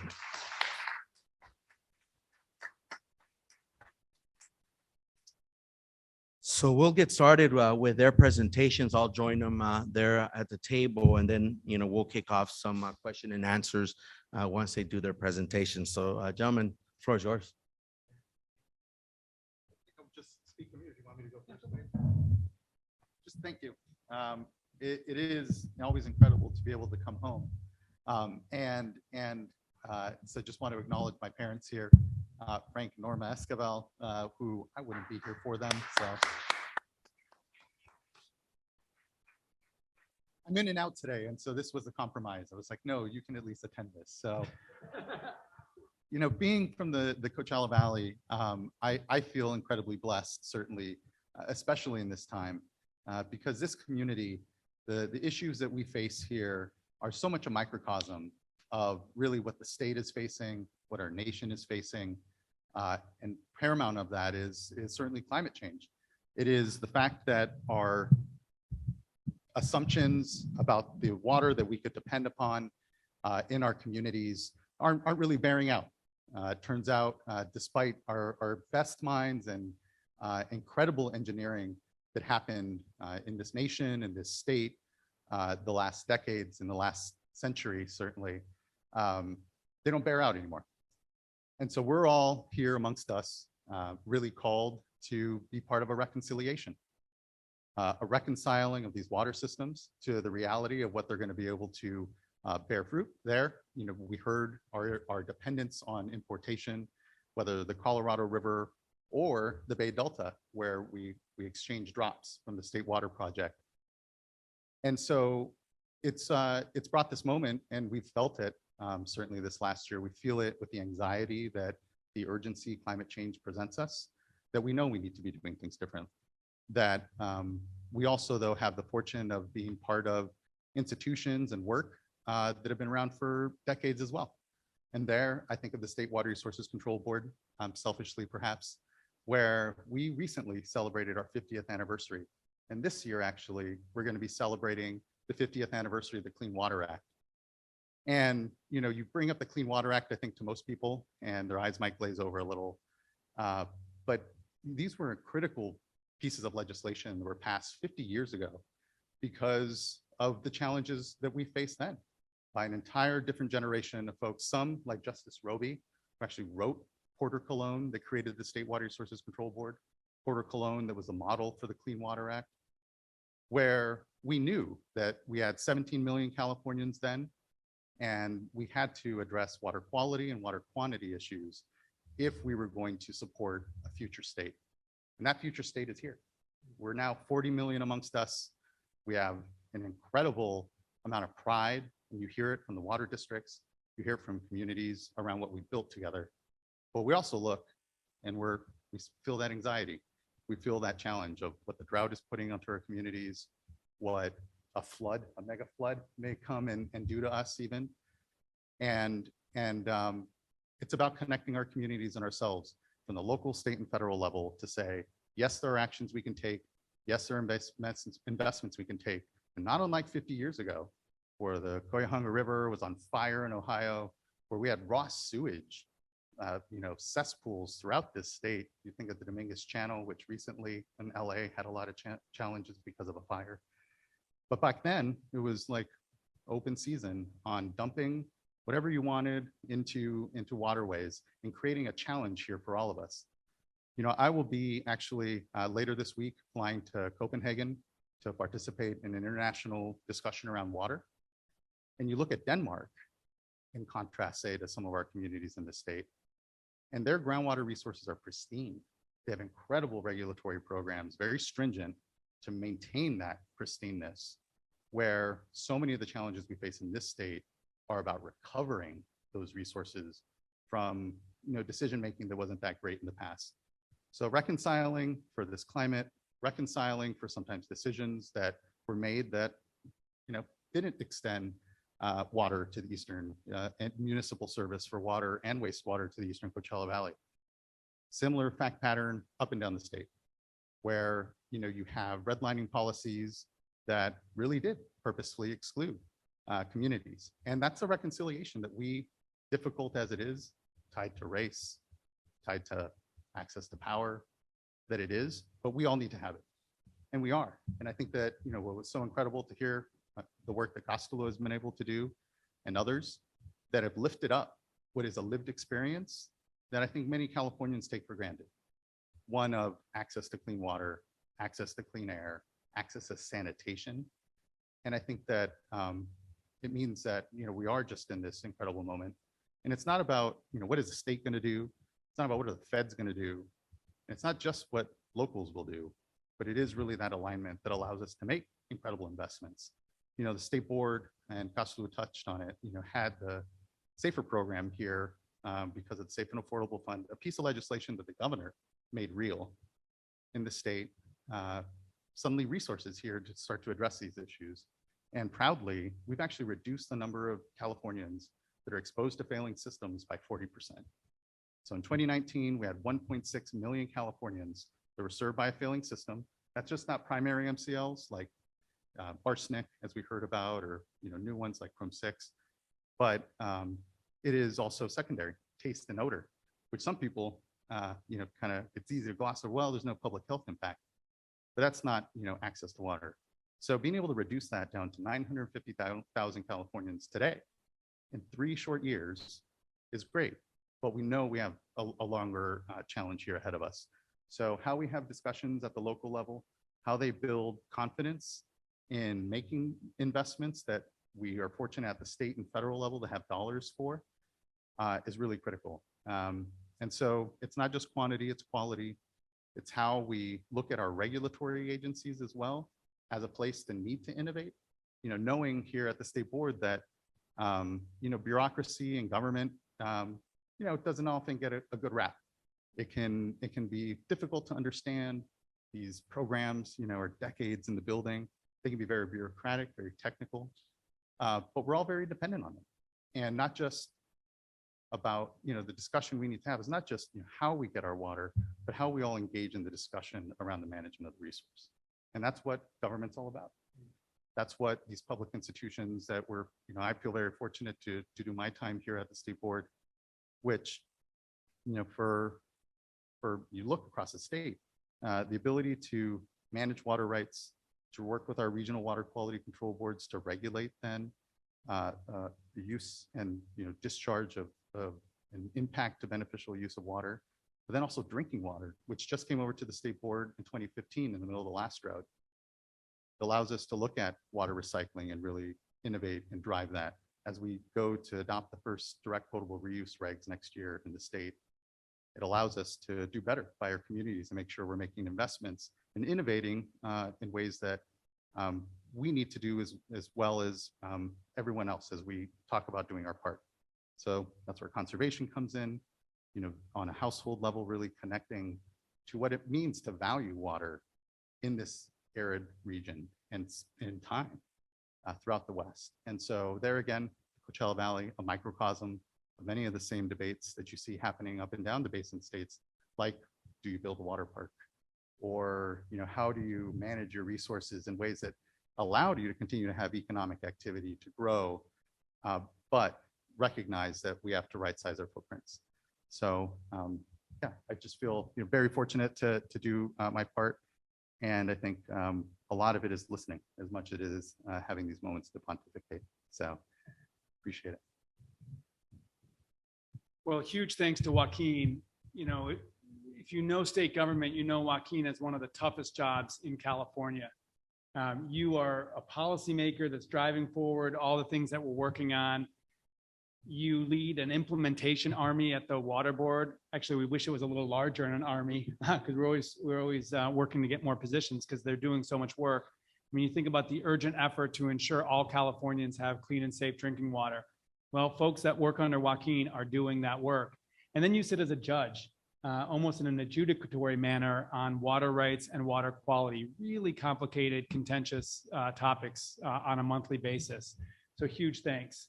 Also want to give major props to Eduardo Garcia, and not just because he's buying me a great Chinese dinner in Mexicali tonight.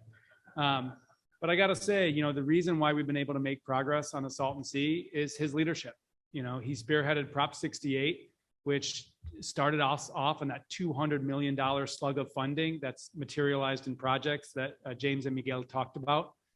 That same Prop 68 raised upwards of several $100 million for communities that didn't have any parks or didn't have adequate parks. And so fast forward years later, about over $40 million from Prop 68 has found its way into the Coachella Valley in underserved communities for parks and open space.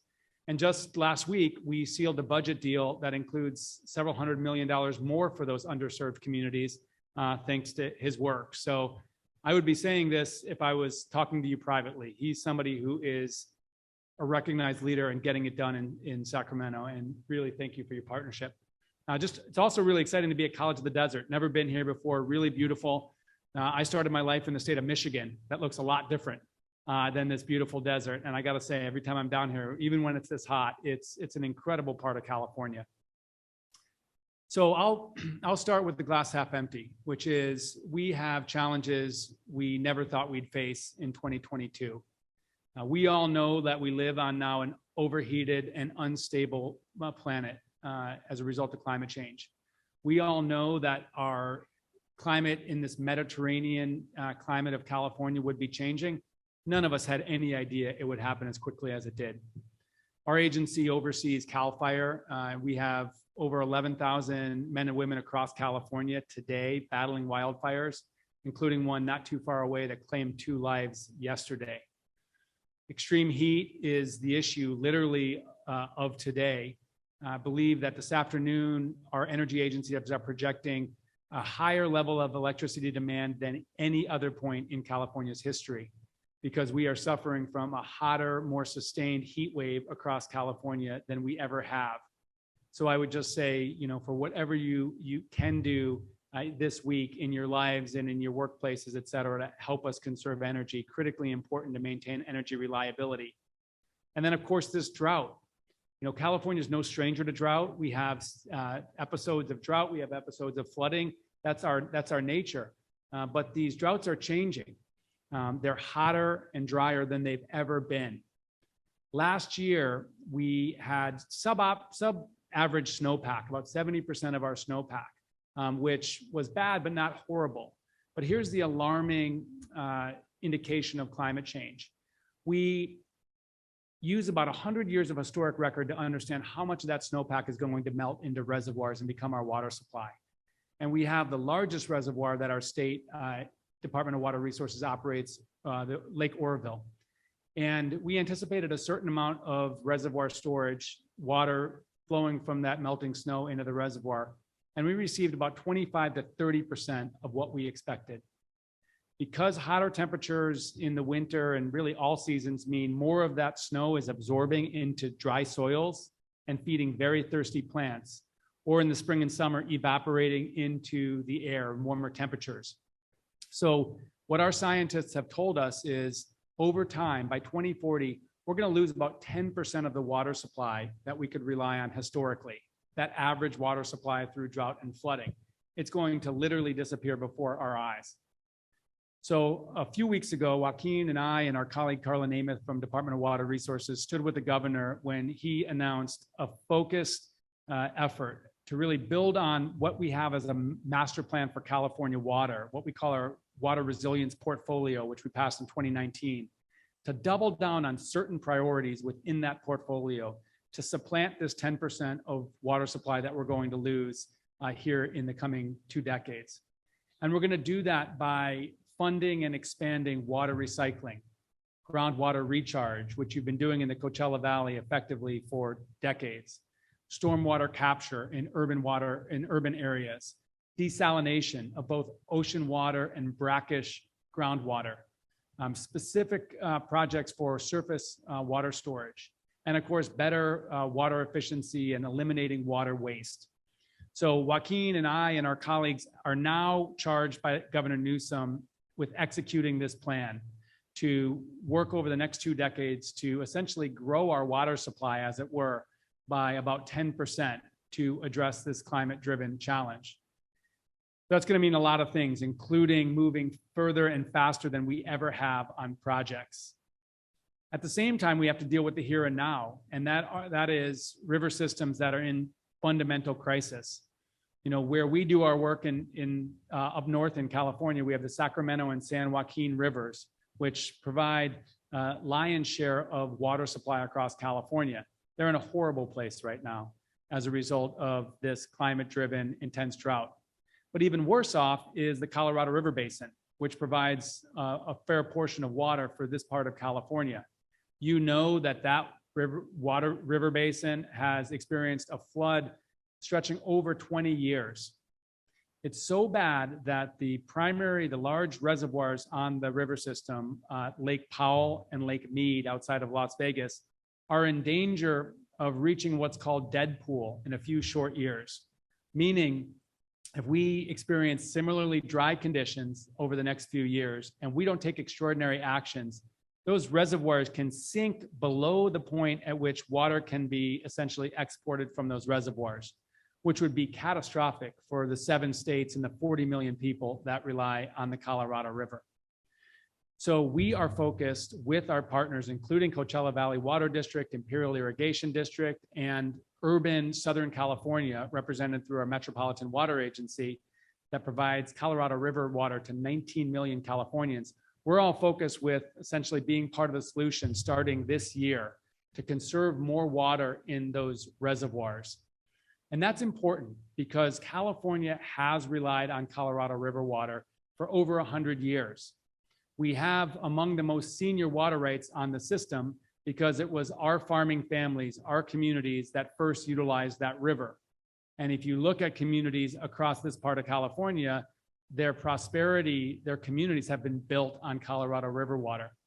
And now we're needing to step up and make a decision to reduce our water usage, to keep more water in those reservoirs, which is really important to avoid that situation of dead pool, which could materialize without extraordinary action in just a few years. And I'm really proud of water agencies in this region for stepping up and being part of the solution. In a situation like this, there can be a lot of finger pointing. And frankly, we've heard some finger pointing from other states about what we should or shouldn't be doing. But our water agency leaders and an entity called the Colorado River Board of California within our agency is focused around a table on identifying solutions to reduce water usage this year and conserve more in the reservoirs. Now, here's where the Salton Sea comes into play. James and Miguel did a great job sharing some progress on the Salton Sea. You all know that the Salton Sea has been shrinking for some time. A large portion of that shrinking is because California stepped up in 2003 to reduce its water usage on the Colorado River by about 800,000 acre feet, which is a lot of water. And that involved a 500,000 acre foot transfer from the Imperial Irrigation District to urban California. It's known as the largest transfer of water from an agricultural district to an urban water district in American history. And it was the result of tremendous leadership to try to balance the needs of agriculture, our senior water rights holders in California, and urban California, our junior water rights holders. But it had a price, and that was the acceleration of the shrinking of the Salton Sea. Because you see about 75% of the inflow into the sea is flow that comes through the fields in Imperial Valley and drains and flows into the sea. So there's this symbiotic relationship between farming in the Imperial Valley and the Salton Sea.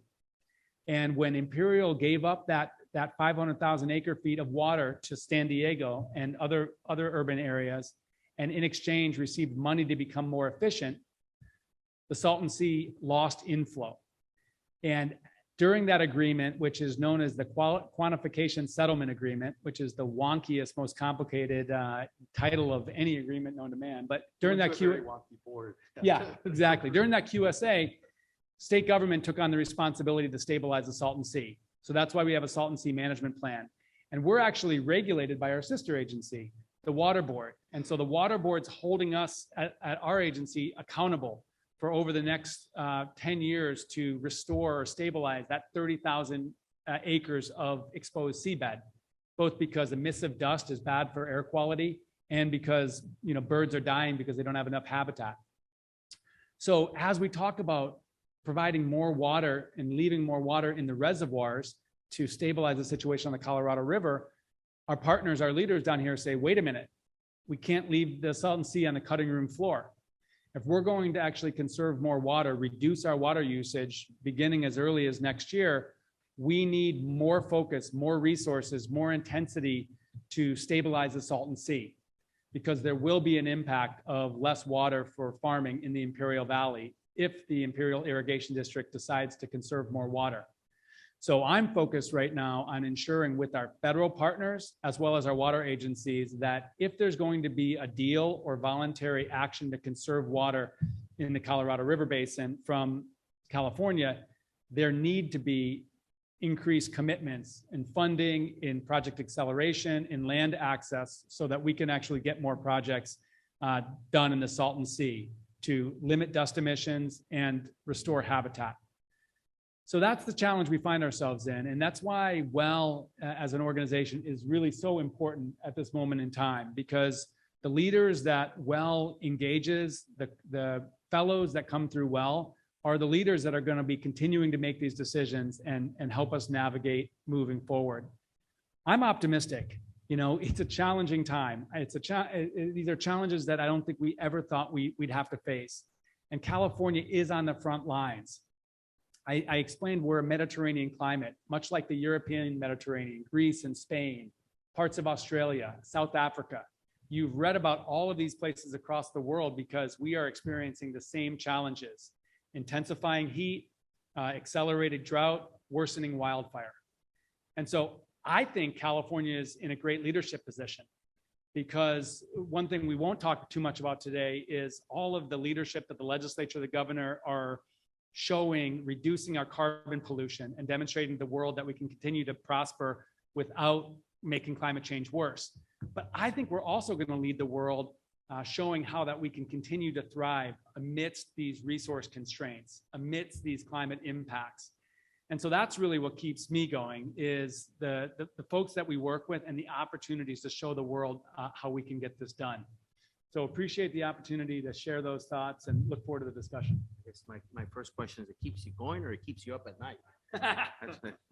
We have about 20 minutes for some questions and from the audience. Oh, 10? 10. And so I have a handful of questions, but we want to go to the audience and see what questions we have over here. So I'll start back. Please, your name, if you represent an organization, and then shoot the question, and then we'll go down this way.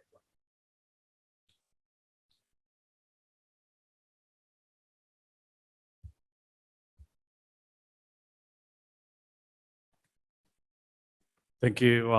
My name is Frank Reese. I am the Salton Sea Program Director for Audubon, California. And for someone that works in the trenches of the sea, I understand that any water cutbacks, any water reductions from the Coral River is highly going to impact the Salton Sea. So my question is this: in 2015, we put together what is called the water calculator based on the habitat suitability model that we put together. And we understood the amount of water that is needed to provide habitat for the wildlife and to offset, you know, the exposed play exposure. With the current negotiations going on, is there any way that we can secure a water budget? And my concern is that if we get just money, it's great, but money is not enough, because in the future, money will not equate to water, the way the current situations are moving forward. So is there any way that we can get a water budget so that will provide water security for the sea, for the implementation of the projects that are coming into the ground, and to continue providing habitat for the birds, and of course, you know, for the public health, you know, conditions as well? Yeah, Frank, thanks for your leadership on all things Salton Sea, including working to lead on a project. One of the restoration projects that you saw on James's map is actually being driven by Audubon near Bombay Beach. Here's the conundrum or the challenge, which is we know that the Colorado River will not provide the water it once did. And so it is likely that all water users are going to have to readjust their usage downward. And that will reduce, you know, very well could reduce inflows into the sea. James talked about a long-range plan. And that long-range plan that's actually required by Joaquin's water board is looking at a broad range of scenarios. Everything from whether we could import more water from other parts of California or Mexico, down to what's the worst case scenario. Right now, as I understand it, there are about 1 million acre feet of water that flow into the Salton Sea on an annual basis. And that could go as low as I understand it, about 700,000 acre feet. And I'm not the expert on this, so I would defer to others on the actual numbers, but just for discussion purposes.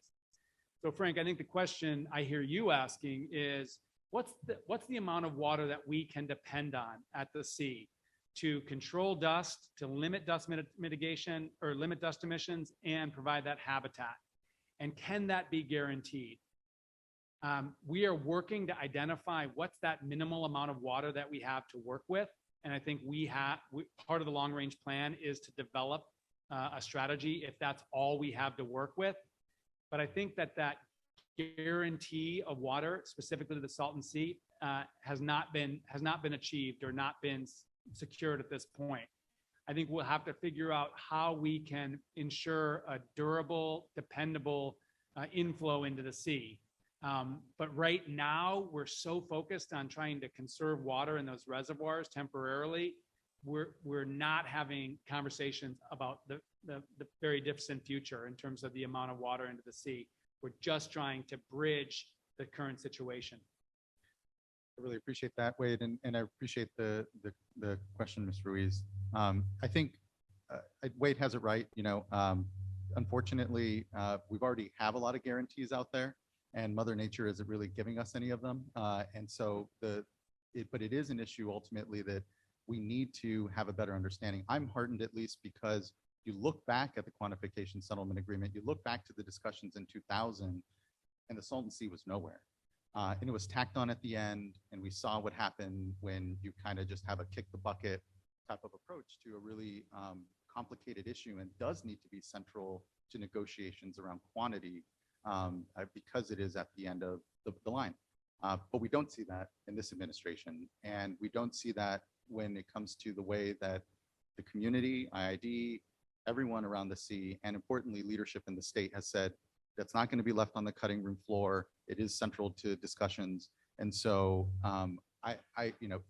it's important that dollars don't automatically translate to drops, and we have to be careful about confusing that for ourselves.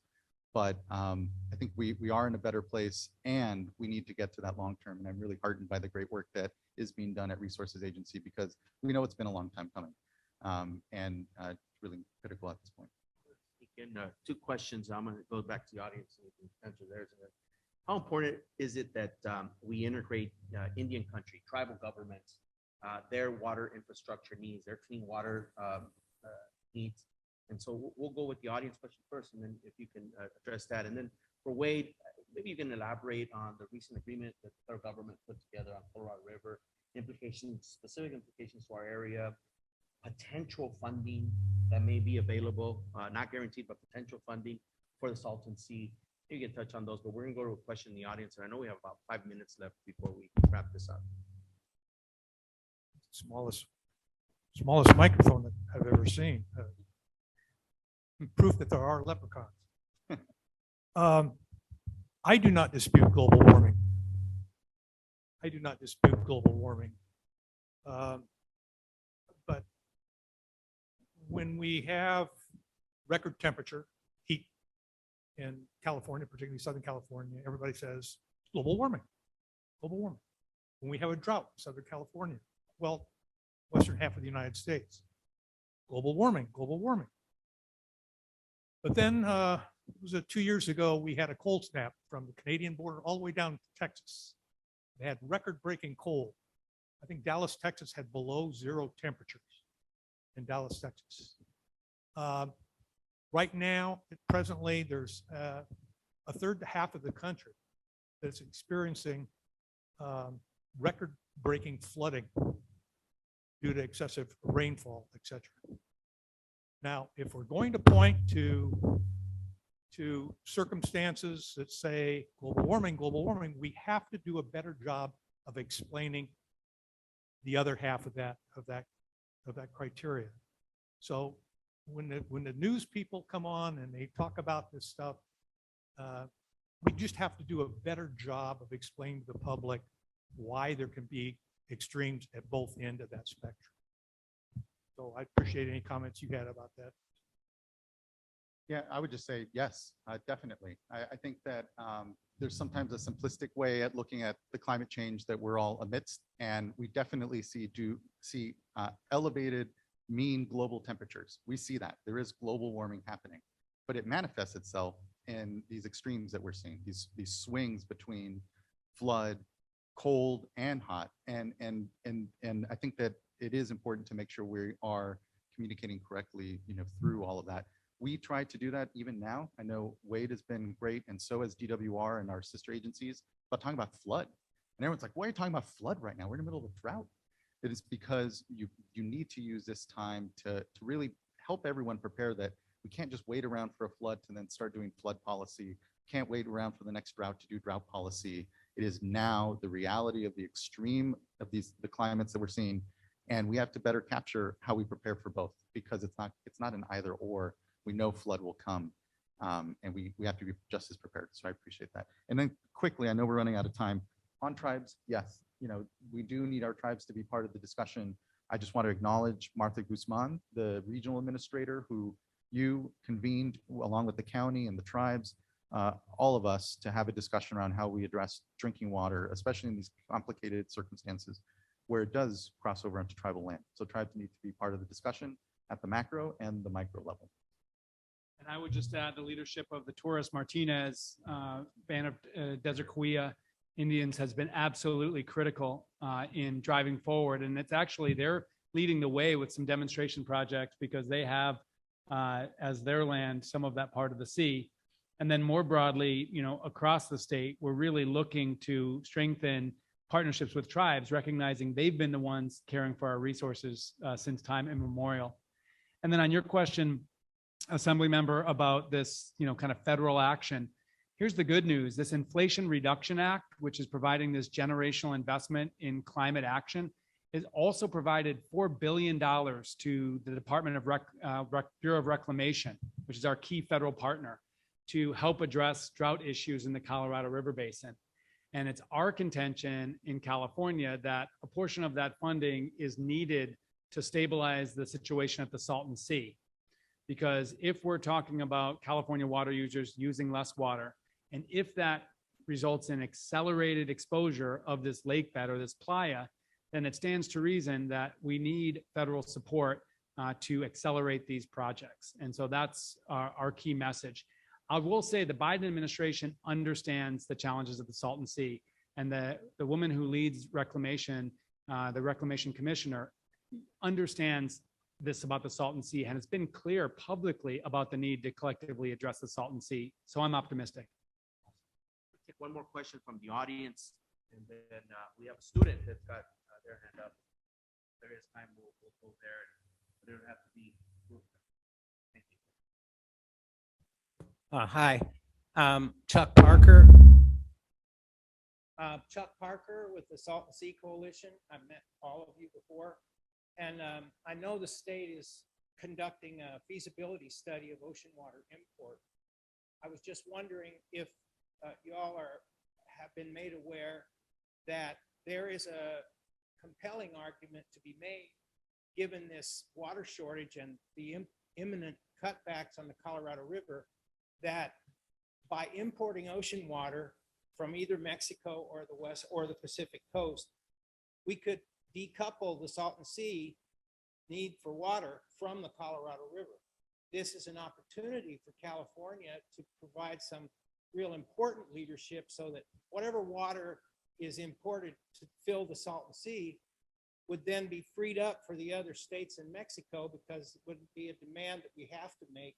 Because in the end, money and all that money comes, money won't solve the problem. And I would like to urge you to start thinking more about more water, finding more water, and not just conservation. And also, have you been made aware that all 7 of the 9 cities in the Coachella Valley this year passed resolutions in support of ocean water import because it will reduce greenhouse gas emissions. As the sea dries, the lake bottom, which is full of organic matter, becomes exposed to the air, and it could emit as much as all of the gas refineries in the state. So I just want to urge you folks who are, in a position of authority to consider this. I also am a member of the Long Range.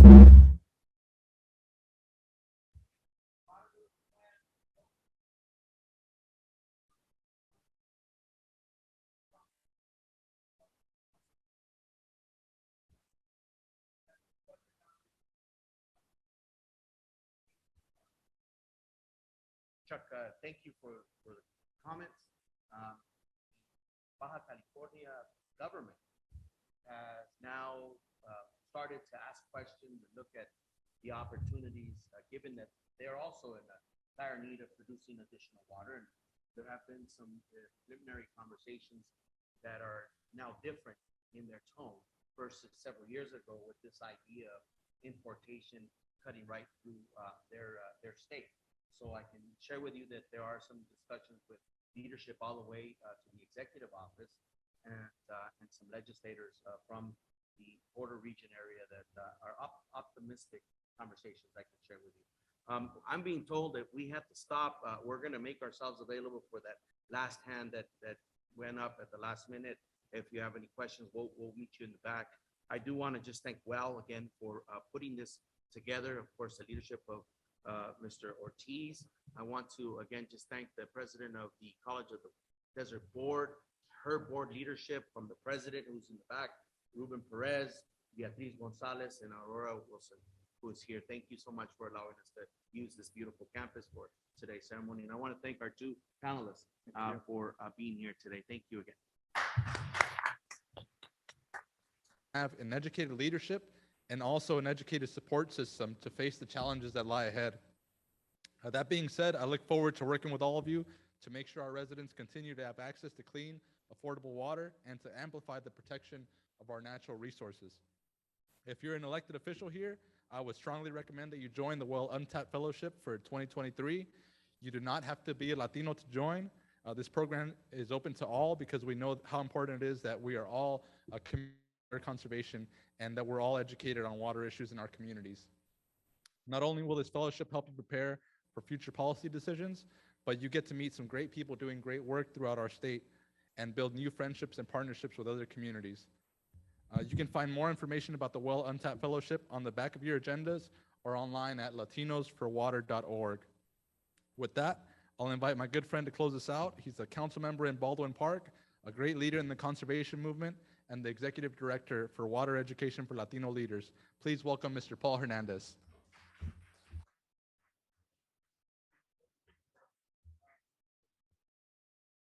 Well, thank you very much.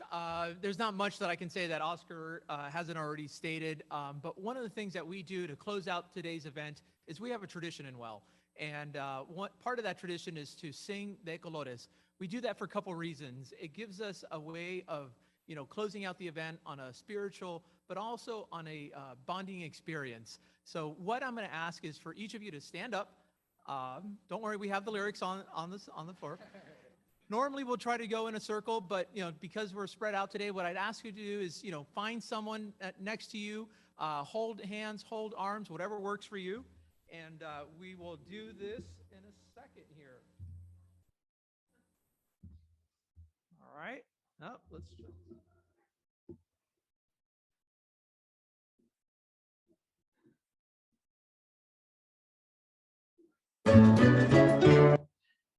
All right, are we ready now?